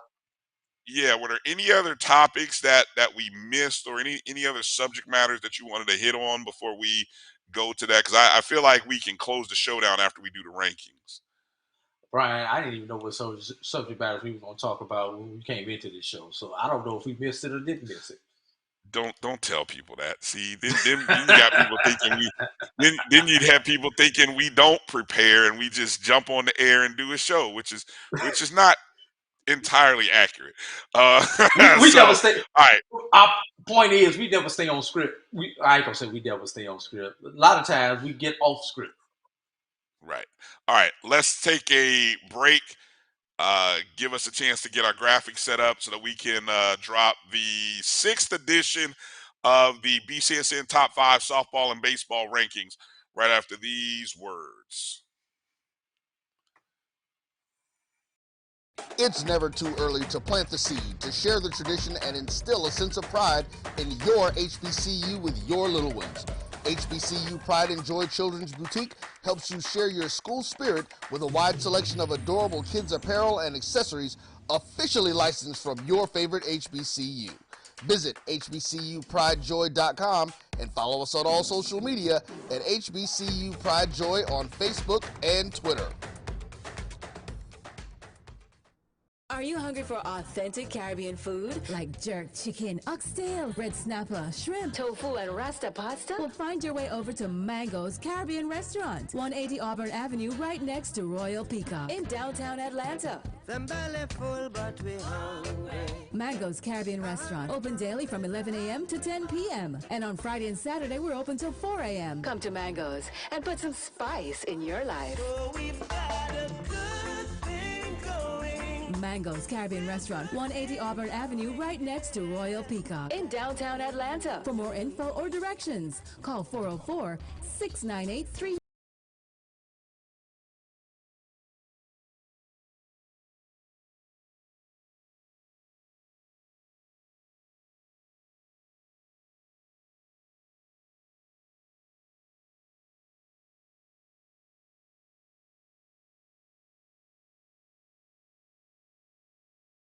From novice to aficionado, find yourself here. High quality cigars plus personal customer service. Slow Burn is Waco's only mobile cigar lounge, featuring a meticulous, curated collection of premium cigars. Visit our website, www.slowburnwaco.com. That's www.slowburnwaco.com.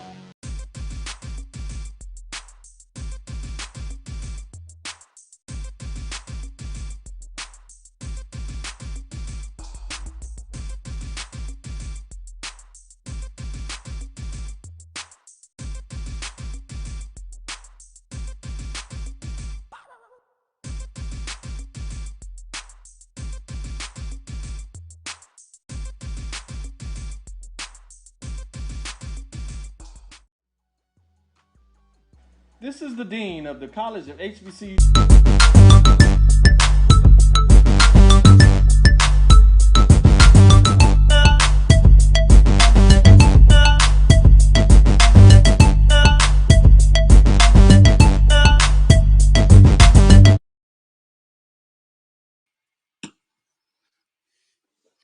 All right, welcome back to the BCSN Sports Wrap. Bryan and A.D. here.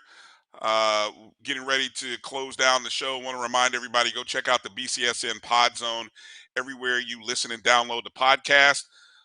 Amazon Music, Spotify, iHeartRadio, Google, and Apple Podcasts. Just do a search for BCSN Pod Zone and get a good aggregate of all of our shows, including our show. You'll also have Dr. Cavill's Inside the HBCU Sports Lab, the ONG Strike Zone, the Carlos Brown Show, and more. So thank you for downloading, rating, liking, subscribing, and sharing. All right, let's get into the BCSN Top 5 in our softball and baseball ratings. The weather kind of held up, and so most games were played. Teams It's looking interesting out here as we're getting closer and closer to the end of April. Conference tournaments, conference championships, all of that good stuff is not far away. So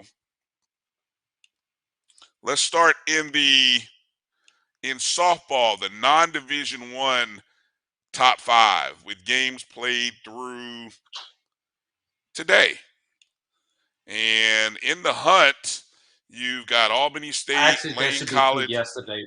That should be through yesterday, Brian. Wrong date on the graphic. All right. So through yesterday, you've got Albany State, Lane College, Miles College, Winston-Salem, and Jarvis Christian. Coming in at number 5, dropping from 4 to 5, Edward Waters, 27-7 overall, 11-3. Former number 1 team down into the 5 spot. They've dropped each of the last 2 weeks. Claflin moves up ahead of them into the 4 spot, 21-9 overall, 7-1 conference record. Still holding strong is the number 3 team, Tuskegee, with an 18-14 record, 11-3 conference. Number 2 stays solid. That's Stillman College with a HBCU best, 30 wins. They are 30-10, 12-6 in a very competitive conference. And the number 1 team is still Bowie State, 27-11, unbeaten in the CIAA. And so congratulations to the Bowie State Bulldogs. Moving over to Division I. Our Division I top 5 in the hunt. We've got North Carolina Central, Grambling State, Bethune-Cookman, Alabama A&M, and Maryland Eastern Shore. Dropping a spot from 4th to 5th, Albany State, 23-18. Moving into the top 5 is Florida A&M, 17-6. They had a series this weekend. Florida A&M took 2 of 3. Actually, the last game was that game I mentioned where Alabama State had an 8-1 lead. FAMU rallied with 7 runs to tie it up. Went extra innings. Weather caused a delay, and so they had to play the final 2 innings Sunday morning. And Alabama State ended up winning that one. So FAMU almost closed the gap. And again, this is games through yesterday, so the records might not be completely. Actually, the Florida A&M Alabama State game is through today. That today's game was put in there. I didn't realize until afterwards that when I was looking at it that game today had already been played. Okay. All right, good to know. Number 3, moving up 2 spots, is the Norfolk State Spartans. They are now 18-6, 10-1 in conference. Morgan State stays at number 2 with a 20-17 record, 10-3 in conference. And Prairie View A&M losing their first game in, who they play this weekend? Who did Prairie View play this weekend? Why would you ask me that, Brian? I'm sorry. I just thought it was significant because of the fact that they lost their first game after, winning X amount. They had a 14-game winning streak going into the weekend. And so I was just curious. Are you looking it up? Yes, I am looking it up. All right. Because I actually saw it earlier today when I was looking at it. And you didn't retain it? No, I did not retain it because I was like, who did it lose to? Prairie View had Grambling this weekend. And that game. Oh, wow. Yeah. They had Grambling this weekend. All right. Ball in the dirt. So Grambling got 1. And they Grambling won the last game of the series 9-1. Oh, man. All right, so that means, if I do the math correctly, Prairie View had a 17-0 conference streak ended. They had a 16-game winning streak ended, if I've got those numbers correctly. Edwin Moore said, hopefully they lost to Southern. Nope, they lost to Grambling. All right. Couple of things on the women's side, Brian. Sure. We had some firsts that occurred this weekend. Okay, let's hear them. Valley got their first victory of the season. Oh, okay. Who did they beat? Matter of fact, that was their first victory, period, of the season. Yes. Alabama. They lost to Alabama A&M? Or was it Jackson State? That would have had to have been. No, they lost Bethune last weekend. It was on Monday. They lost to Bethune Monday. Okay. Yes. All right. And also, I believe in the SIAC, there may have been somebody who picked up their first win of the season.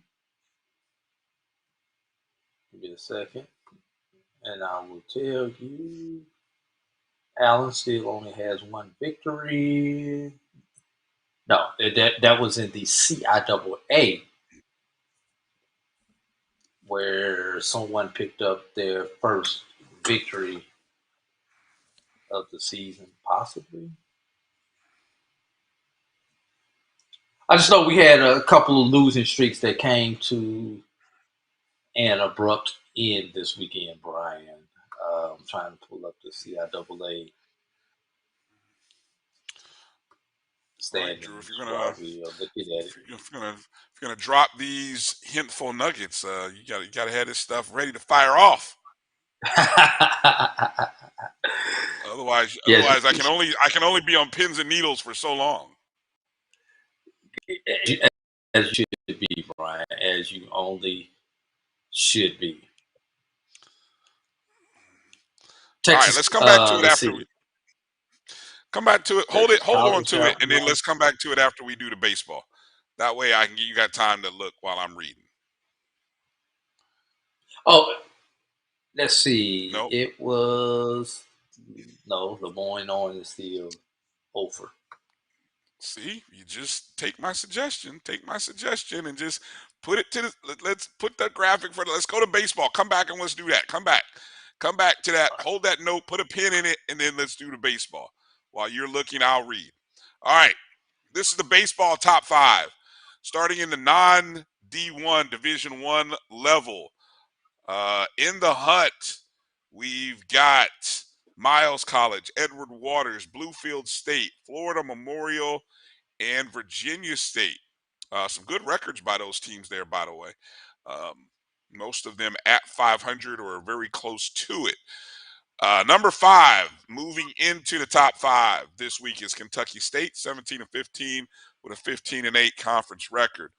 West Virginia State drops 2 spots from 2 all the way down to 4 with their 20-13, 15-4 conference record. Talladega jumps a spot. They up to 22-14 and 1 with a 13-4 conference record. Savannah State jumps over the 3 spot, or actually moves up a spot, I should say, back to 2 with a 23-8 record, 19-6 in conference.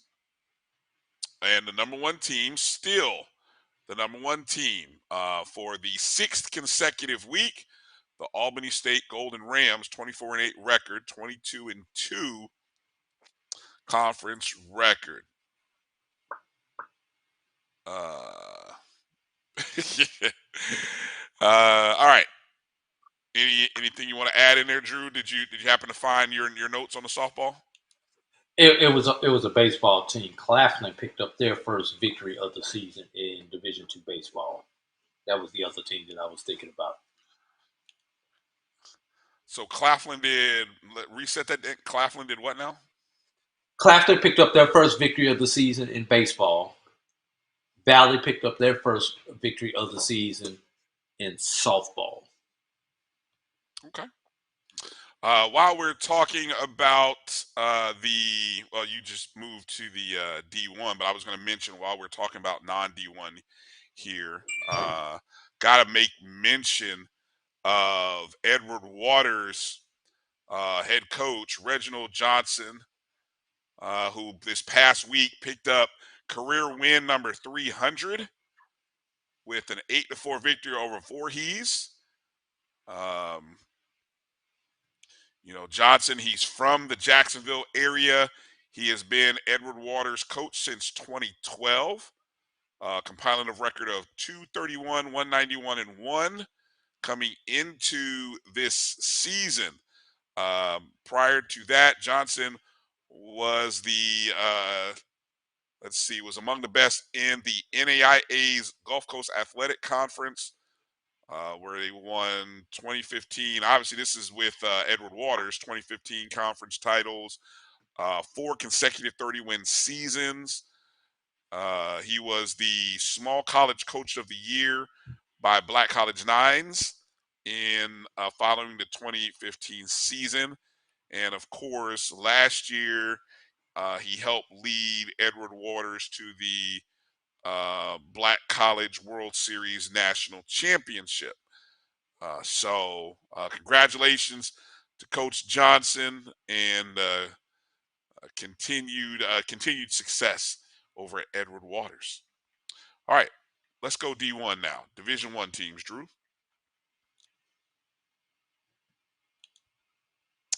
In the Hut, Coppin State, Prairie View, Southern, North Carolina A&T, and Maryland Eastern Shore. Moving into the top 5. Ooh, juicy, juicy, juicy. Texas Southern comes in at number 5, having dropped a spot. They're 22-14, but they're 8-5 in conference. Moving up into the number 4 spot is Grambling State, in large part to what? Their 11-3 conference record, 16-18 overall. But they are sitting, I believe they're sitting in first place in the SWAC West with that 11-3 record. Yes, they are. Now it gets interesting. Coming in at 3, Florida A&M, 17-17, 11-3 conference record. Big weekend sweep against Alabama A&M. Coming in at number 2, almost having enough points to get into the 1 spot, is Alabama State. They are 23-12, also 11-3 in conference play. And then the number 1 team holding on to that spot by a 1/5 of a point is Bethune-Cookman. They are 19-14, 10-2 overall. So I have to go look at the updated standings now, Drew, because as you see, based on our rankings there, I want to see if it's still holding true. Yes, it is. Bethune-Cookman has actually played 2 games less than Alabama State and Florida A&M. That's an Alabama A&M series that they lost. Lost meaning weather delayed. Weather, lost. yes. So in terms of win percentage, which is how the SWAC ranks their win percentage, Bethune-Cookman with a 11-2 record is a .846 win percentage in conference play. Alabama State and Florida A&M tied at 12-3. We talked about this at length on Doc's show, Dr. Cavill's show earlier in the week. So it's interesting to kind of see it play out where the top 3 teams won.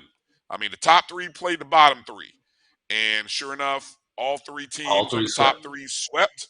Yep, all 3 swept. So there's a clear line there in the SWAC East. Now, over in the SWAC West, the fact that Grambling is on his 4-game winning streak, they're starting to separate. Prairie View moved up thanks to winning 3 in a row.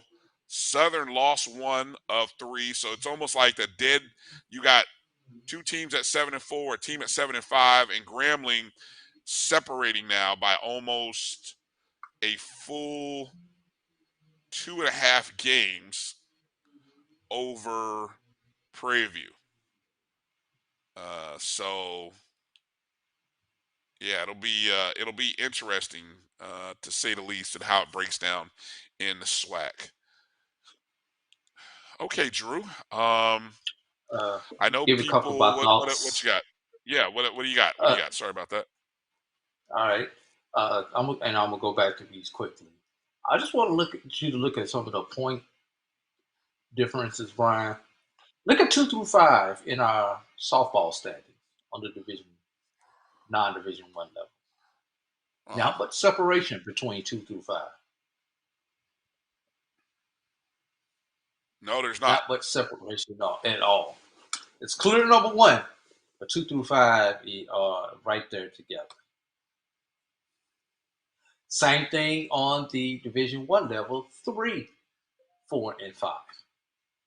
All right there, bunched up together. And when you look at their conference records and overall records, well, you wonder why we've got some interesting rates as we come down the stretch. I need to step back. There are 2 series left in Division 2 and in AIA. So it's going to be real interesting to see how these last series play out for these teams at this level. CIAA, I don't know what they're doing over there. They play, instead of playing a traditional 3-game series, they just play a doubleheader, a 2-game series. So it's going to be interesting to see how the CIAA shakes out. Moving over to baseball, once again, 2, 3, and 4. Not a whole lot of separation between these as far as our numbers go. And you already pointed it out with the number 1 and the number 2 team. I mean, 0.05 is the difference. And let's be real, Brian, that difference is those 2 games that Bethune did not have an opportunity to play. And it's going to be real interesting to see if at some point in time, because on the Division 1 level, they've got almost a month left in the season, as their season doesn't end to after Mother's Day. It's going to be interesting to see if they find the time to play those 2 games in a midweek at some point in time, because it would have to be in the midweek. Because those 2 games, if they are not played, will go a long way in possibly determining the 1, the 2, or the 3 seed on the east side. And if you're one of those 3 teams, you know who you don't want to be crossed against, Brian? Who? Where's Southern sitting at? Oh, yeah. Well, Everybody's avoiding Southern. Everybody is avoiding Southern on the other side. You think Southern this year still has that cachet? Huh? You still think Southern is a team to be feared? I'm going to quote Charles Bishop. You or anyone in our chat, please, can you name a team who will walk you off more than the Southern Jaguars in baseball? If they do not walk you off, they will walk you down. Okay. Come tournament time, Southern is the one team, if I'm in the East, that I am avoiding at all costs. Especially in a loser's bracket scenario. Because Southern has I think it's kind of hard. I think it's kind of hard to avoid that match. I mean, you have to be on some Mark Cuban Dallas Mavericks type ish to really be able to figure out a way how to maneuver yourself away from Southern. I don't know. I don't know if it's worth it, to be honest with you. You know what I'm saying? I'm just being honest. It's something about Southern in tournament time and SWAC that's always Brian. They do When have a you good think about history, it, yes. when you think about it, Brian, look back over the last few years. You get after the first couple of days, what do you have? You always got 3 teams from the East and Southern. And who always winds up in the championship game, win or lose? Southern. I would want to avoid the Jaguars at all costs. Shout out to Carlos Brown and all those people over there at Southern. Bo Carter, who played football for Southern, and everybody else. Roger Cador laid a great foundation at Southern when he was coach over there. Hall of Famer Roger Cador. Let me back that up and say that the correct way. Laid a great foundation over there at Southern, and they're still playing off of his success. I know we have a mutual Southernite who didn't feel as glowingly about Southern baseball as you do, and he was ready for them all to go. But I won't put his name out there. But you got to tip me off here. Look, he's in the same chat group with us, so you can start to narrow it down however you want to. But he was ready for them all to go. Enough said. That's all I'm gonna say. That's all I'm gonna say. All I'm gonna say is I don't want to see him. It's like knowing you got to play Tom Brady and the New England Patriots. You want to. I don't care what their record is. You don't want to play the Patriots in the playoffs. Let me take a second. I want to mention while we're in SWAC baseball land, these midweek. Now I know last week weather kind of canceled a lot of midweek baseball games. This is a healthy schedule of midweeks, and I would another topic of discussion would be, as much as we complain about money games in basketball and football. If we cared about baseball, we would talk about what's schedules like this. Listen to the schedule this week. Okay, all of these games are on the road for most of the SWAC. Alabama A&M traveling to Murray State Tuesday afternoon game. Bethune-Cookman traveling down south to Miami, Florida. Okay. Florida A&M traveling to Gainesville to play University of Florida. And I don't know. Hey, pull up real quick, Drew, while I'm giving this schedule. Pull up Massey ratings and go to baseball real quick. And I want to see how many of these schools I'm naming are like top 20. Just if they pull up on that first page. Okay. So again, I said Florida A&M traveling to Florida. Alabama State traveling to Mobile to take on the University of South Alabama. Jackson State traveling south to Southern Louisiana. Southern University traveling to that game against Starkville against Mississippi State was canceled. Mississippi Valley State traveling to Nichols State. That's the Tuesday schedule. Okay. Then on Wednesday, let's go through those things. You want me to go through those teams, or you want to go through all of them?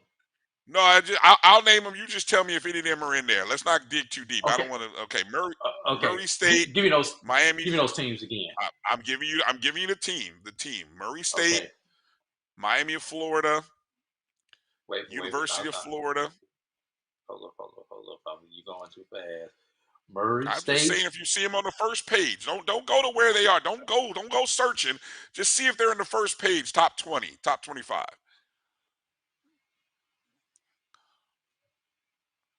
Murray State, Miami, down south, Miami, Florida, University of Florida. Okay. University of South. Okay, I'm listening to you. University Florida, of South number Alabama. 16. Okay. Florida is number 16. How about Miami? Are they in the top 20, 25? No. Okay. South Alabama, University of South Alabama. No. All right. I doubt then that Southern Louisiana and Nicholls State are. I'm just going to guess. I doubt they are. How about Texas A&M? Prairie View on Wednesday. Did you say travels McNeese? to Texas A&M. No, not McNeese. Oh, okay. Texas A&M. Prairie View on Wednesday travels to Texas A&M. Okay, keep going. Oh, number 25. Okay. UAPB traveling to Stephen F. Austin. Not in here. Okay. I doubt this next one is either. Grambling State actually hosts Incarnate Word on Wednesday. So that's the only one that's actually hosting a home game is Grambling State. Everybody else is on the road. All right. Well, that's the weekend's schedule. Top 100 programs. Yeah. Next weekend in the SWAC, the big series is going to be Bethune-Cookman traveling to Alabama State. That's a big series there. First, second place teams. Grambling travels to Southern. So I don't know if Grambling and Southern does a whole Bayou Baseball Classic kind of thing, but Grambling sitting in first place. So Southern is there. We'll see what happens there. And that's those are pretty much the two highlight SWAC weekend series that that'll be worth talking about, especially that Bethune Alabama State game. That might be a potential conference championship matchup. Just saying, might be. All right, Drew. Let's give final thoughts here so we can shut it down and recover from a long weekend. Bryan, I'm just looking forward to some volleyball this weekend, man. You know, I've haven't never seen men's volleyball on the collegiate level. So I'm going to be real interested in seeing that. I've seen it. Obviously, I've seen plenty of women's volleyball, and volleyball, with it being a very athletic sport on the women's side, I just want to see the difference in the athleticism between the men and the women this weekend as I'll be traveling to Fort Valley State on Thursday to call some SIAC volleyball. You can catch that right here on the BCSN app. Download the BCSN app, MyBCSN or MyJBN, on YouTube at MyJBN as the number one, and all of our other platforms at MyBCSN and the number one. So that's what I am looking forward to, Bryan, because I am going to have a very, very, very, very busy week between both my professions. 4 varies. Jesus. Wow, 4 varies. That's a lot. That's really busy. Can I make it 5? Because I'll be going 5 days in a row for some long hours. Starting Tuesday. Just in case people were curious, can you think off the top of your head and name the 6 volleyball programs in the SIAC? Edgewater, Central State, Morehouse, Fort Valley, Benedict, and Lane. Oh, wrong. You had a streak somebody going in the there. West. Kentucky State. Ding, ding, ding. Yes. Yes. Edward Ward is currently is 9-0 with a 13-4 overall record. Central State sits at 8-2, 16-14 overall record. Benedict is 7-4, 11-7. So those most likely are your top 3 programs. Then you have Fort Valley State with a 4-6 record, 7-19 overall. Kentucky State with a 2-8 record, 3-26 overall, and Morehouse 0-10, 0-18 overall. So, and what's interesting about volleyball, Bryan? There's only one national tournament for the NCAA. That means we'll be in the same pool with the likes of a UCLA, Hawaii, and all those other Pepperdine and all those other traditional powers. Whoever wins the SIAC conference. Yep. Good stuff. I will make one last mention of spring football games coming up this upcoming Saturday, or next weekend, I guess I should say. Grambling, UAPB, Bethune-Cookman, and Prairie View. Delaware State, Central State, Kentucky State, Morehouse. And might be the rest of the CIAA. We really don't know, to be perfectly honest, or at least the list that I'm looking at does not have the any rest CIAAs.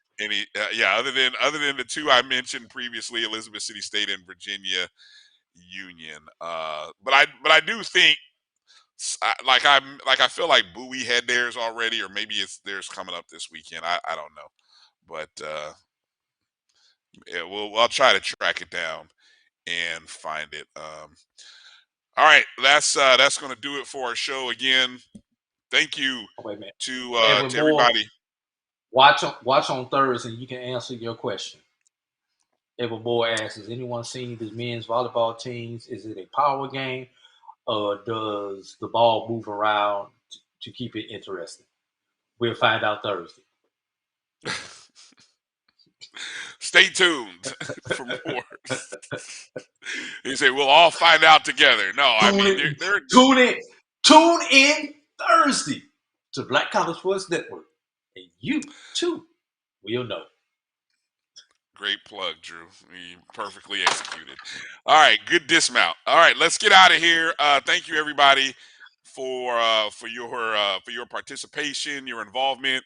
Great suggestions, great commentary, great questions all the way around. A lot of thoughts and topics, and feel free to share any individual thoughts you have with myself or AD. Just hit us up on Twitter. You can find me at DRB365. You can find Drew at BCSN Drew. And you can also follow and support the Black College Sports Network on Facebook, Twitter, and Instagram at MyBCSN1, the number 1. Or you can download the Jericho Broadcast Network's app on the Google Play or Apple App Store. Just search MyJBN, MyBCSN. Yeah, Drew. Don't forget to mention the special.